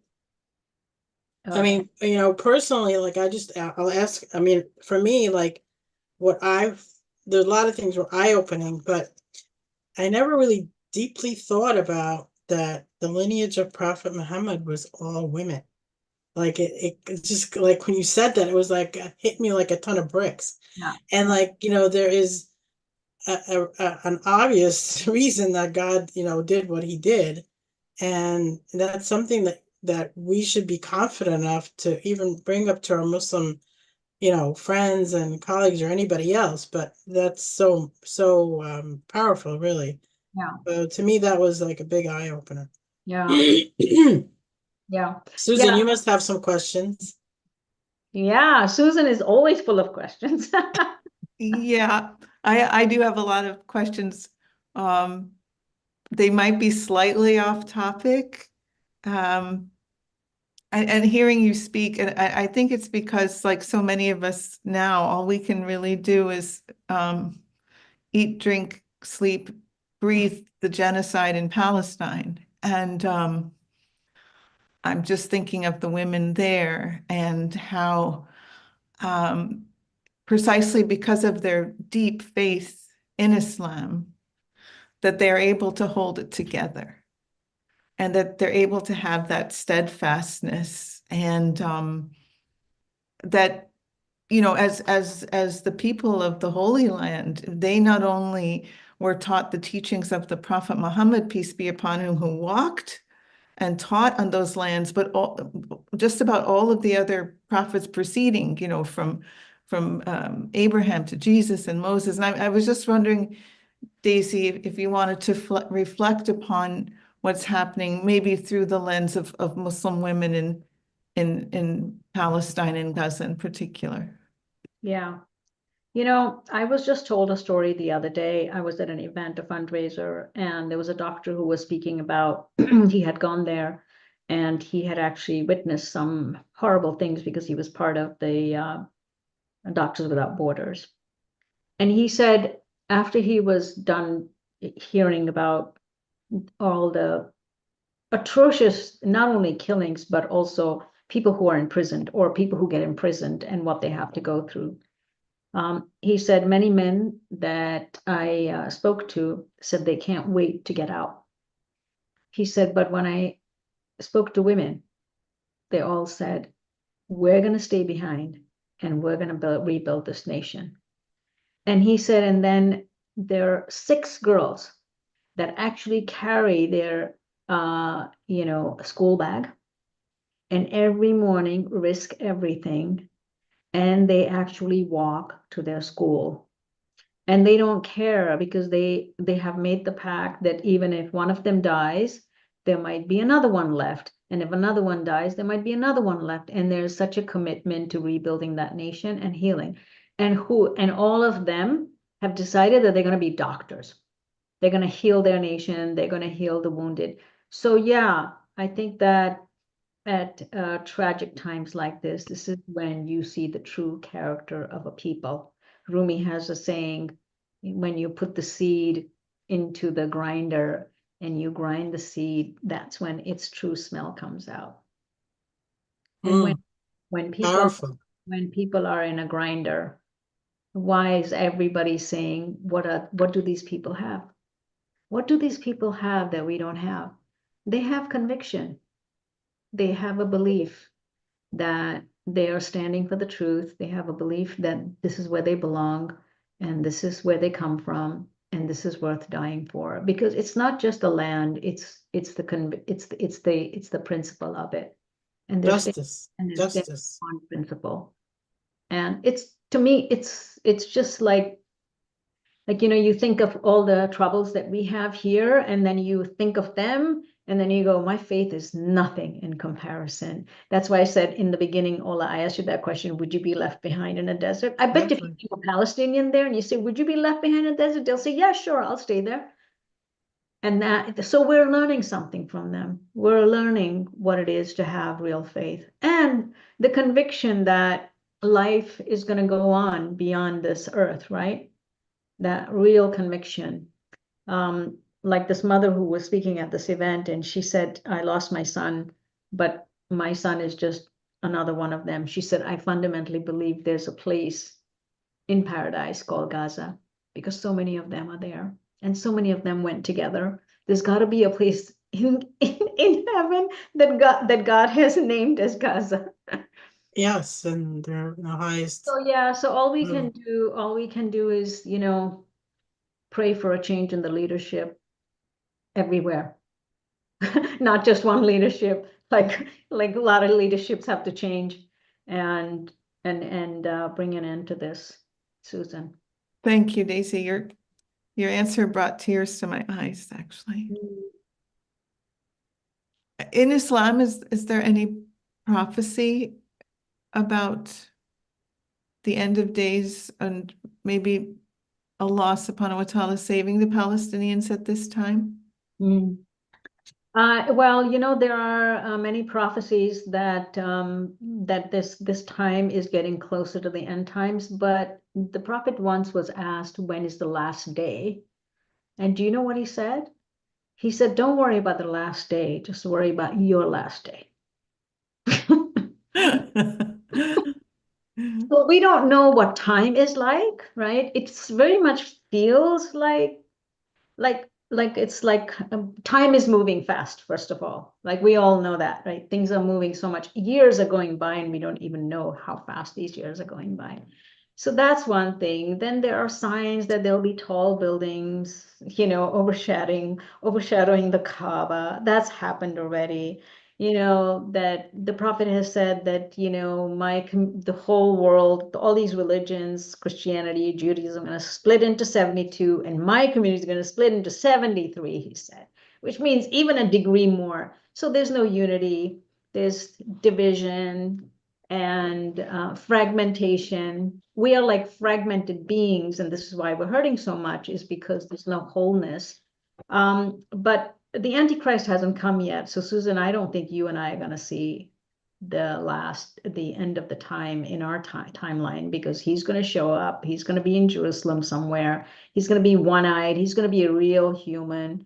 So we haven't seen that. We have to wait for that. When he comes, then he'll be defeated, and then Jesus will come. Thank God. I mean, this is Jesus is going to restore peace to this world, but it's some people want to usher the coming of Jesus, and this is what this is all about. But again, if you listen to what the prophet said, don't worry about the last day, just worry about your last day. So I've kept that my focus, right? Because I don't know, I have 15 good years, working years, right? And in those 15 years, I want to accomplish so much, because when I go back to my Lord, I want to be able to say, I did this, I did this, I did this. Is this, I did all these things. Or at least God will be pleased with me because I did all these things. So yes, it's like, what are you doing to prepare for the day of judgment for you? yeah, Each one of us is responsible to do what we can with what we have, yeah, in whatever capacity that we can. And in the end, yeah, God is supreme. yeah. Khadija or Dawn, do you have any questions? please unmute and feel free to ask or any comments that you'd like. No questions, just kind of like taking everything in. And also, just grateful for the distinction between like what is Islam and what are societal things. Because I feel like that's the thing that people are getting more into is like, oh, this is what society is doing. This is what everyone else is doing. So this is what we have to follow. Which I feel like is hard because you as the individual want to be part of a group, but you want to make sure it's the right group. Yeah. Yeah. That's why, Khadija, when I wrote this book, it's to enable an individual who's doing their own self-study, right? You could be part of a group, but it's also an opportunity to educate that group. So when I went to meet the Taliban, because I was really upset with what's happening in Afghanistan with the women's education, I went and met with the Taliban, and I think, Susan, you know the story. And What year was that? it was 2022. This was, the pullout was in August. I went in April. And I went with an interfaith delegation, a Jewish woman, a Christian woman, myself, a Hindu woman, an atheist woman, and another woman, an Afghan woman. So there were 2 Muslims, and then the rest were interfaith. And we went as to have a face-to-face meeting with them, right? I mean, this is like enemy quarters. These are people who completely disagree with women having any kind of role. So we arrived and we were at the airport and we were on the plane, and the plane was getting completely empty, and we were like the last ones, and we were told to leave from another entrance, like, the stair that goes down into the tarmac. And we're like, oh, here comes, I think we're going to get kidnapped. Because, we're Americans and we would be booty at that point, right?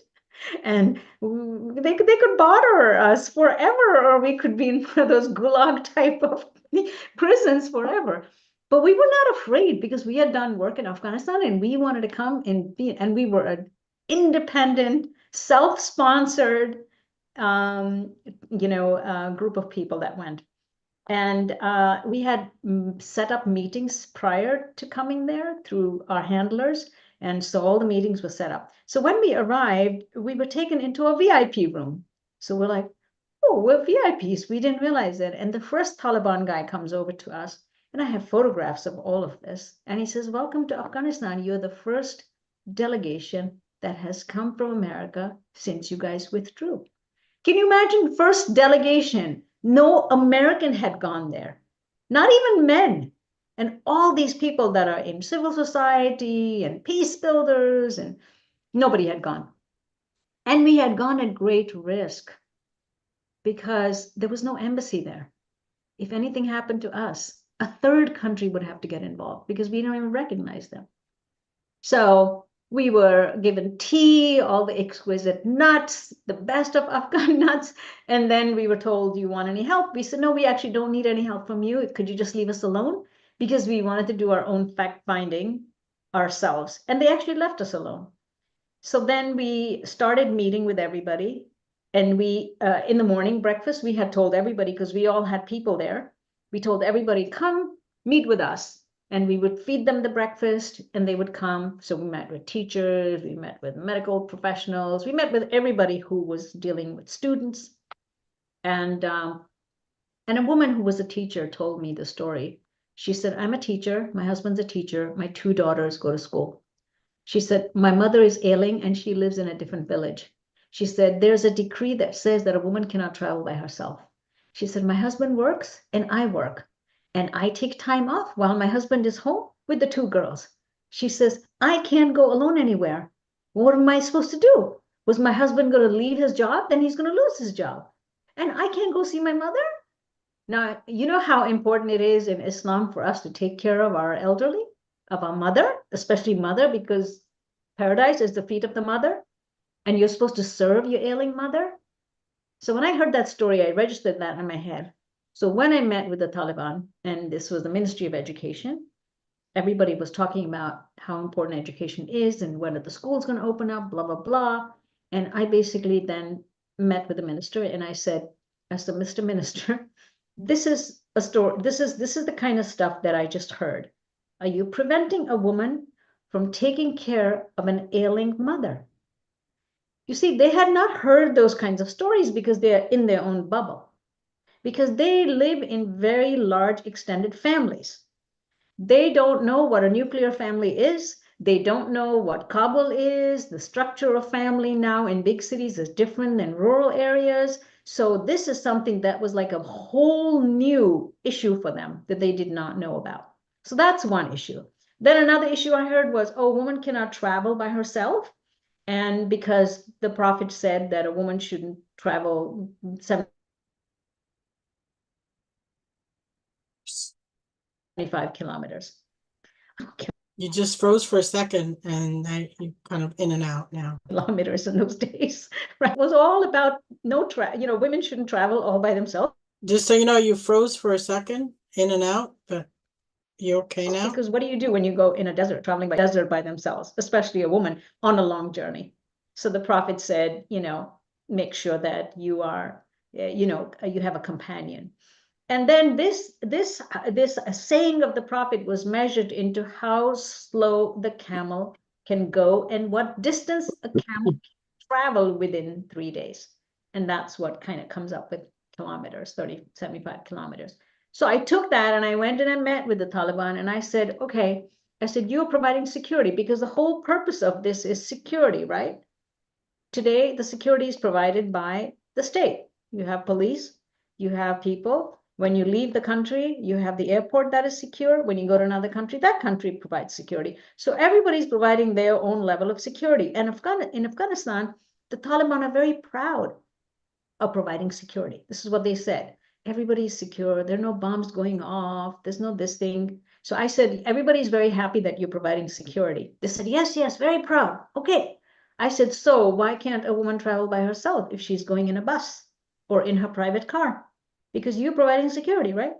So you see, you just like bring something to them that is an argument to poke a hole in their theory. That's all I was doing. I was poking holes in their theory. And they were listening. And this was registering little by little. And finally, I realized that when I was talking about particular sayings of the Prophet, like when the Prophet had these, prisoners of war, and he realized they were all literate. And then he told them, I will, release you because you're all literate, but with one condition, that you teach 10 of my people. Each one of you teach 10 of my people. And 10 of my people was not just men, 10 of my people. So with the 10 people would have treat, I don't know, 10 times 10 is like 100 or make me. So many people would have become literate, right? That shows you how important literacy was to him. And when I said that, honestly, they did not know that hadith. They did not know that. They were like very impressed. So I immediately realized that our engagement with them has to be within the framework of religion. And in fact, the reverend who was there told them that she had rebuilt a mosque. I'm a Christian reverend. I rebuilt a mosque that you burnt, she told them. And they're like, which mosque? And she mentioned the name of the mosque, and they knew the imam of that mosque because now they don't have hostility with that imam anymore. They were like shocked. A Christian would come to our country and rebuild a mosque. Then when they heard from the Jewish woman, who of course is a very established Jewish woman, they don't know who she is. I told them, and I said, she's 80 years old. She's come here with a backpack. I said, and then she told them, she said, I'm here because my religion teaches me that when I see, humanitarian crisis, I have to help. And I want you to know that the frozen assets that we have frozen, your money that we have frozen, has to be unfrozen. And I'm willing to go back to the United States to speak to every congressman I know to make sure that these assets are unfrozen, because we've $9 billion that we froze from them. And again, because we love to sanction people all the time. And so again, they were like stunned. So when we had a press conference, they were so happy and so proud. They said, we received an interfaith delegation. I'm like, why don't more interfaith people go to Afghanistan? Because this will have such an impact. Because everybody who comes to them talks to them about human rights, and they're coming from these European countries. They don't use the framework of religion. And when we talk to them from the framework of religion, they understand that because that's their framework. But did that influence any change? Yeah, when we came back, we started going, yes, the government has agreed. The problem with Biden is that Biden, apparently Biden is so allergic to the word Afghanistan that whoever goes into his office and says Afghanistan, he said, I don't want to hear about it. So he throws everybody out. So it has to be relegated to the State Department and to No, Congress. I mean the Taliban themselves, did they change like their perspective on women and education and Yeah, all so- that after your meetings with them? Yeah, so the people that we met told us that we would open the schools tomorrow if we can, but we just have to do something. One of the guys told me that because you have stolen our assets, we don't have money to segregate the schools. So they want segregation. They want schools segregated between boys and girls, and all the schools are mixed right now. And they don't have the money to separate it, so they've given boys a priority. That's what they're saying. Then when we came back, 3 months into, we were doing Zoom sessions with them, and we were the main interlocutors between us and some staffers from Congress. They were coming on to our Zooms to hear what they have to say. But basically after that, they were all fired because they were too progressive even for the Taliban. So that shows you that there are different elements of Taliban. Wow. There are more hardcore, and that our hardcore ones are really like trying to seize control right now because they don't want all these, progressive leaning, forward leaning Taliban to be in positions of power. So things have become progressively worse for the women in Afghanistan. So how is this going to? Mahmoud has a poem he wanted to share, and he also has a question. So Yes. the poem is: a mother is a school. If you prepare her, you prepare people of good race. Mother is a garden. It's translation, so it's not perfect. If life takes care of her, the rain has become more abundant. The mother is the teacher of teachers. Their exploits occupied the horizon. And he said when the poet refers to women at school, he means a place of knowledge where people seek knowledge from. So he has a question: is how do you prepare the mothers to prepare people of good race on the family and community and country level? Like what can we do to help mothers be educated and know the information to bring up children with the correct information? I'm not sure here, there, everywhere. So Yeah. I mean, mother he's absolutely right. Thank you very much for sharing that beautiful poem. You're absolutely right, because they say that a mother in the lap of a mother, you can raise an entire future generation. And we know the influence of a mother on a child, so important. But also the opposite is the case, right? When you deny an education to a mother, you're slaying the future generation completely. And that's what's happening in places like Afghanistan. An entire generation is being slayed because an ignorant mother can easily be taken advantage of. An ignorant mother cannot really provide the kind of guidance that her child needs. Maybe she can give moral guidance, which is, comes from her inner being, but she certainly cannot help the child reach great heights. And, my mother was only educated up to 10th, and she was taken out of school after 10th. This has been her biggest regret. And today, when we look at our mother, we know she's so intelligent. If she had received that extra education, she would have moved mountains. But because she was denied that education, further education, she made sure that her daughters received the education. She used to stand on your own feet, stand on your own feet. Not that my father was in any way oppressing her, but she just wanted us to be something that she was not. And she made sure that all the girls went, we were 3 sisters, went as far as we could, go to America, you go over there, you go over there. But she sacrificed herself for us, because now she's all by herself. None of us are around. None of us are next to her. And that, it came at a price, right?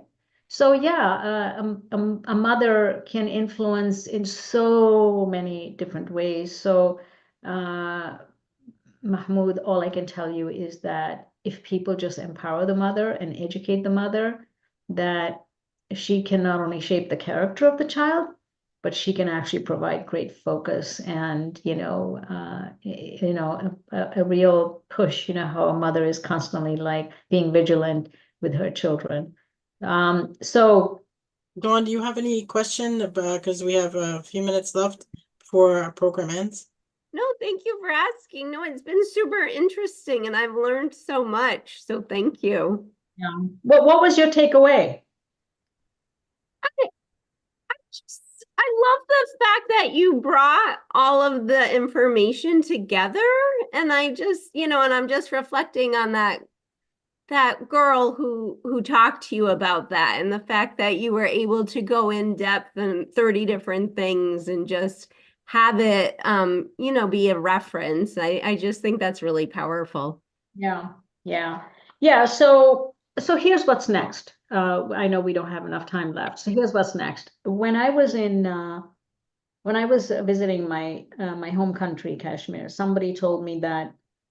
When was that? It was just like literally 2 months ago. There was some young men that had been listening to preachers online. Now everybody's listening to preachers online. And as long as you have a smartphone, you can listen to anybody as long as you're English speaking, and you can get influenced by a guy all the way in Timbuktu, if he speaks English. So you don't even have to listen to your own people, your own imam in your own backyard, because you're tapped into somebody else's. So somebody had this thing that, women shouldn't get inheritance because men will take care of you. And I was at a tea party. My friends had a big tea for me. And it was just like an afternoon tea party. And we were sitting there and she was telling me that. So a very close friend of mine said, if my husband dies and I can't get my inheritance, so I could be thrown out of my house. This is a woman who has worked all her life. She was a principal of a school. She's like worried that she's going to lose her home because the relatives are going to come and take over. I was so angry. I took out my book and I opened the chapter on inheritance and I read about inheritance. The verse of the inheritance, which is in such great detail, talks about this one is going to get 1/4, this one is going to get 1/8, the mother, this one and that one. Everybody has the right to inheritance, and women have a right to inheritance. So I read this. I was just reading it while somebody was recording it on Facebook, and then they put it up for all their WhatsApp groups, and it circulated like crazy. And then they said to me, "Why aren't you doing a podcast or something on YouTube that we can all listen to you?"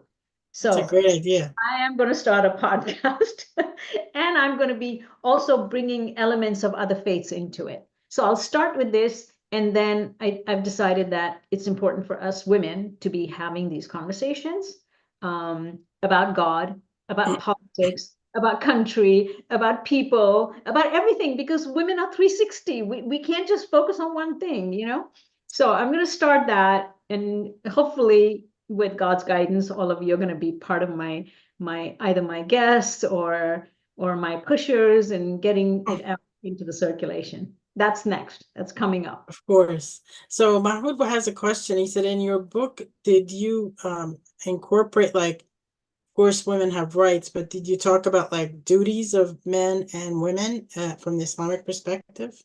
Yeah. So I didn't talk about specific duty. I didn't line it up that way, but you're talking about men. It's so funny. Mahmoud, I have to tell you, I had a poster of this book and I gave it to my, no, I had the book. I had a copy of this book and I gave it to my nieces and nephews, and my nephew is 7 years old and he reads it. He's just learned how to read. 30 Muslim women. And he just looks at me and he said, what about Muslim men? I thought that was so funny that a little boy would think that he was being excluded out of this conversation. Yes. So no, I don't exclude men. There's a lot of stories of men in here who empower women. So, and everything from all the Khalifas and how their interaction. So it's not so much duties, and that would be another book because it would get very technical. But it's really roles and responsibilities. Like what are people doing? It's the lived experience of Muslims. Susan or Khadija, do you have any more questions before we end the program? How about Fatumu? We haven't heard from you. Fatima, yes, You are the Fatuma. younger generation. Fatuma, yes. She's got a whole bunch of young women that she's with. She's my technical assistant. Hi. So similar to what everyone is saying, I think it's just really great as like a reference source and that everything's in one place. Because I think I was definitely the type growing up where like my father would tell me something and I'll be like, okay, but then I'll like go off and like research on my own and like, but like, what does it really say? Like, well, like, right. So I was always interested in like my rights and kind of fighting back, and I was a little rebellious in that way. But it's hard to navigate that on your own, especially like you said, if you don't understand Arabic, right? But you can just read the Quran. And so just having that as a for reference point and knowing that that research has been done and that you can trust that resource, I think is a really powerful resource. Like I'm already thinking of like ways like of hosting book clubs and how we can like get copies of this book into like as many young women's hands as possible. Because equipped with knowledge, I think is really powerful so that people can't take advantage of you. Yeah.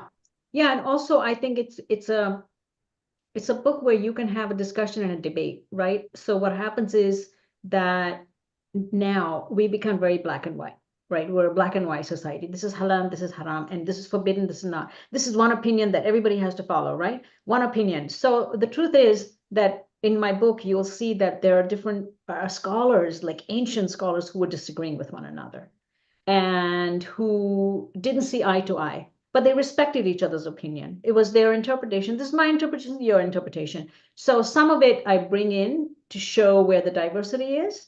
And because I wanted to spark like a healthy debate, healthy conversation about ways that people have interpreted these things. So sometimes I'll say the opposite of what I don't even want to say. This is what another view is, but because I want to show that view exists, right? So in the case of abortion, I show all the different schools of thought and what they have said. So if you are in a situation where you have to abort your pregnancy, understand what the different views are and for what reason. And I would love it if we could do that. The other thing that's coming out are toolkits, because we have to create the toolkit for Afghanistan. So these rights are going to be in one page now. Each right is going to be in one page. Then there's a longer one, and then there's an advocacy. So how do you advocate for yourself? How do you say the things? So what you will see in the book always is when there's an argument against that right. And what is the argument based on? It's usually prophets saying a hadith. It's oftentimes a hadith taken out of context or misinterpreted. And then people run with that hadith and say, oh, this is a hadith. So is it an authentic hadith? Is it a questionable hadith? Is it a hadith of the prophet, what the prophet said? Or is it Aisha saying something about herself, because that's not a hadith? So there's a lot of re-education that even I learned some of those things. Like, if they say this is a hadith of Aisha, and I'm like, well, hadith of Aisha is not a hadith. That's Aisha speaking. Aisha saying something. So people somehow collapse what she said about herself or what she said about something else as if it's the prophet saying. The prophet never said that. Hadith is only what she reported about the prophet. So, Exactly. So these are Very important. but very important to know, because people throw things at you all the time. Hadith, which hadith is it? Where does it come from? Is it hadith of the prophet? So this is Mahmoud has one question about, do you have any information in your book about Fatima, the Prophet's daughter, and her raising her sons, Al-Hassan and Hussein? Do you discuss like the way anything about her in the book? Yeah, unfortunately, not much, except in the context of the fact that she was just his beloved daughter. I couldn't get into because she died early, right? So she didn't live very long. She died shortly after the prophet. So no, she died before the prophet. What am I saying? Yeah. It's sad because she was a young woman, and I couldn't get into that too much because people have told me that I should write a book about the Prophet himself and how he interacted with women, more like the lens of Yes, like a womanist lens, like how he was such a womanist. He was a right, womanist. Oh my God. yes. He was like, I tell people, I said, I felt so comfortable in 7th century Arabia because it was a milieu that where I could see my father.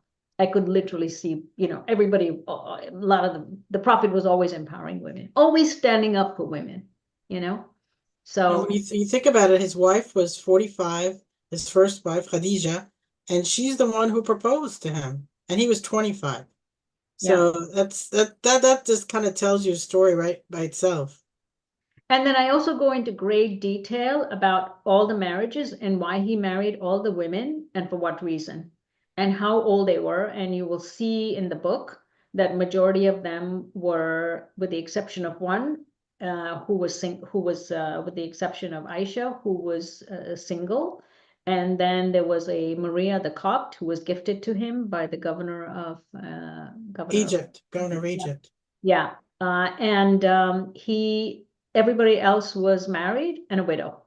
Was a widow, a war widow, basically. So he was giving them a home, and he was giving them his tribal protection, and many of them were with children. So his first wife, the woman that he married right after Khadija, 1 year after Khadija, was 55 years old, Sauda. She was practically his age, and she came with children. Salama that I mentioned, who asked that question, had 5 children.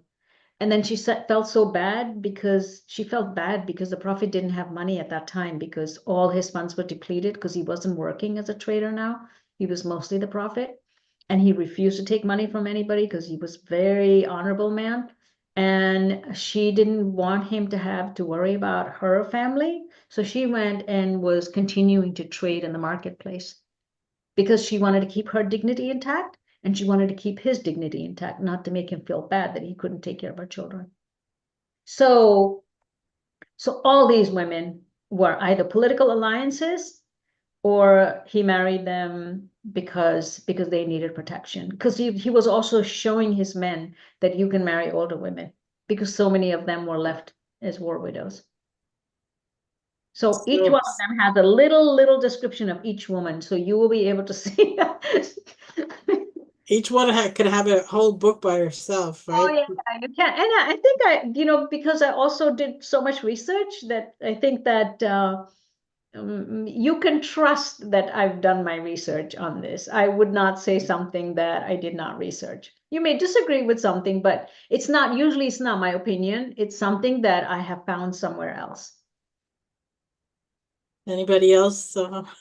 We're definitely over time, and I don't want to be rude to everybody Thank and you, take any Ola. more This time. was so lovely of you to organize. I really appreciate this. And Susan, it's always nice to see you again.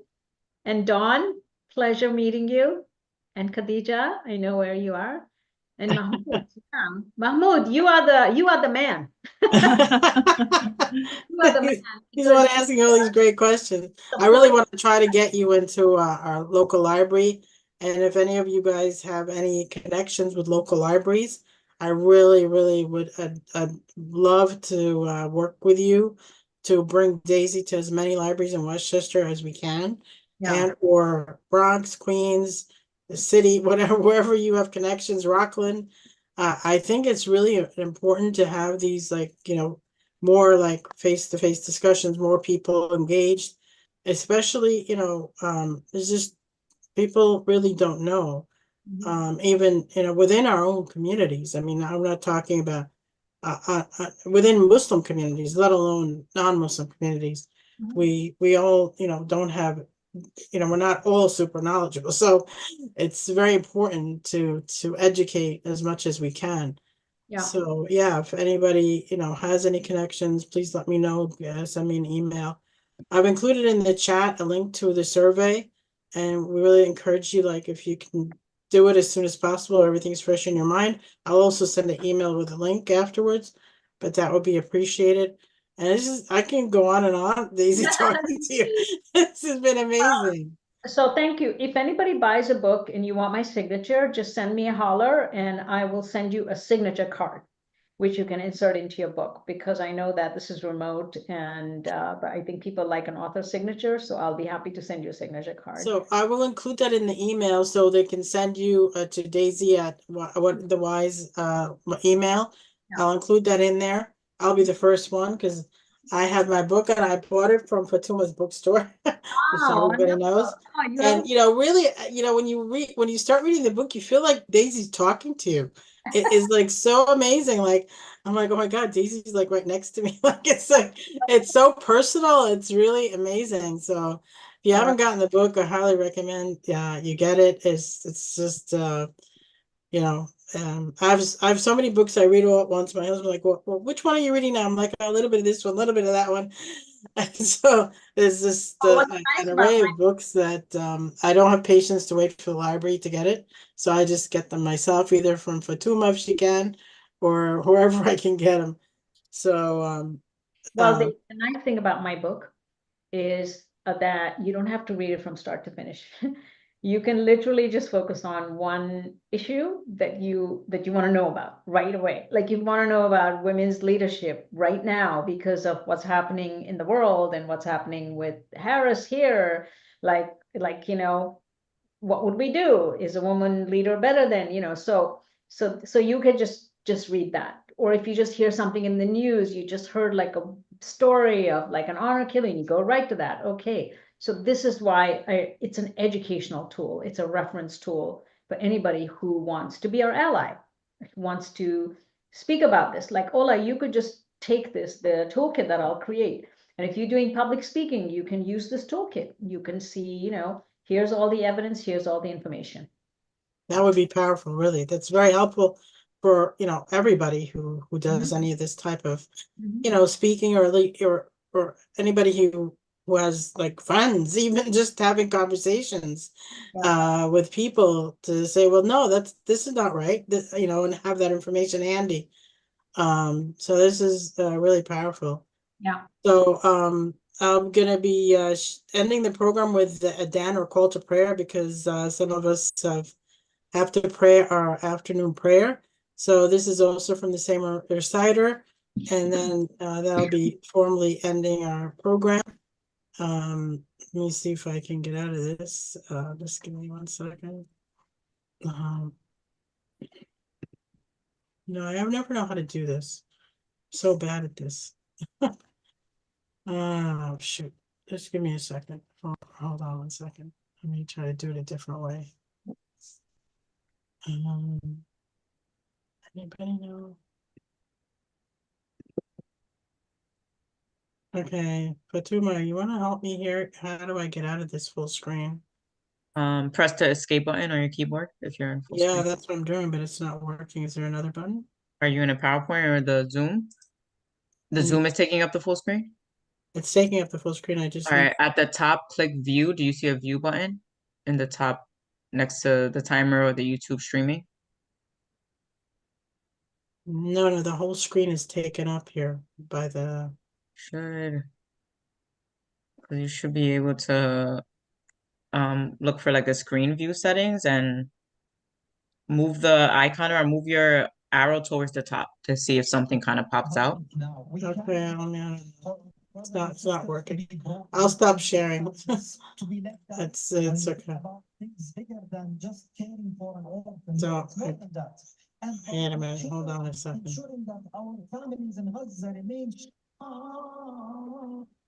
Yeah, no, I'm not. Okay, It's weird. really 'Cause getting. even in full screen, you should Okay, still yeah, I see got a it now. view. I got it now. I got it now. Okay, great. All right, now I could do it. Sorry about that. So annoying. الله أكبر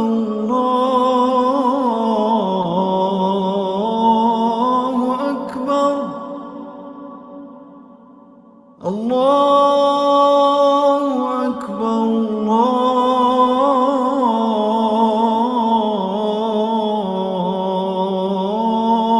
الله أكبر أشهد أن لا إله إلا الله أشهد أن لا إله إلا الله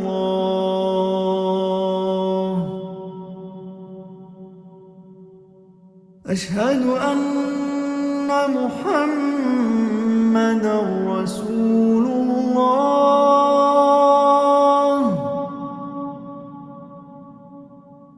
أشهد أن محمدا رسول الله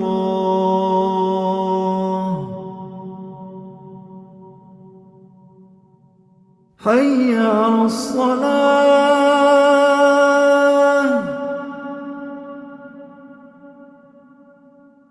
حي على الصلاة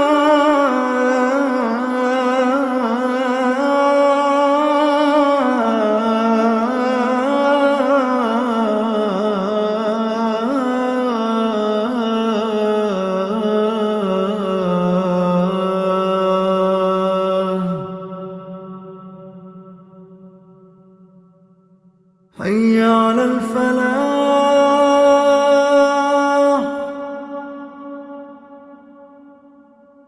حي على الفلاح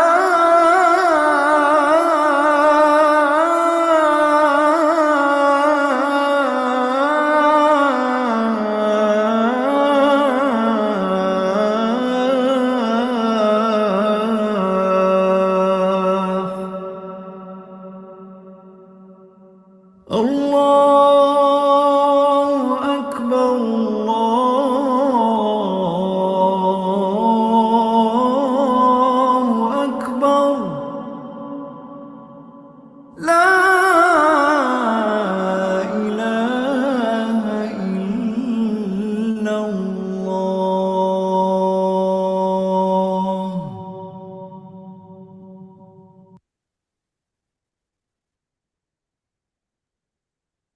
Thank you so much. It's been a pleasure. Thank you, Daisy, for enlightening us this afternoon.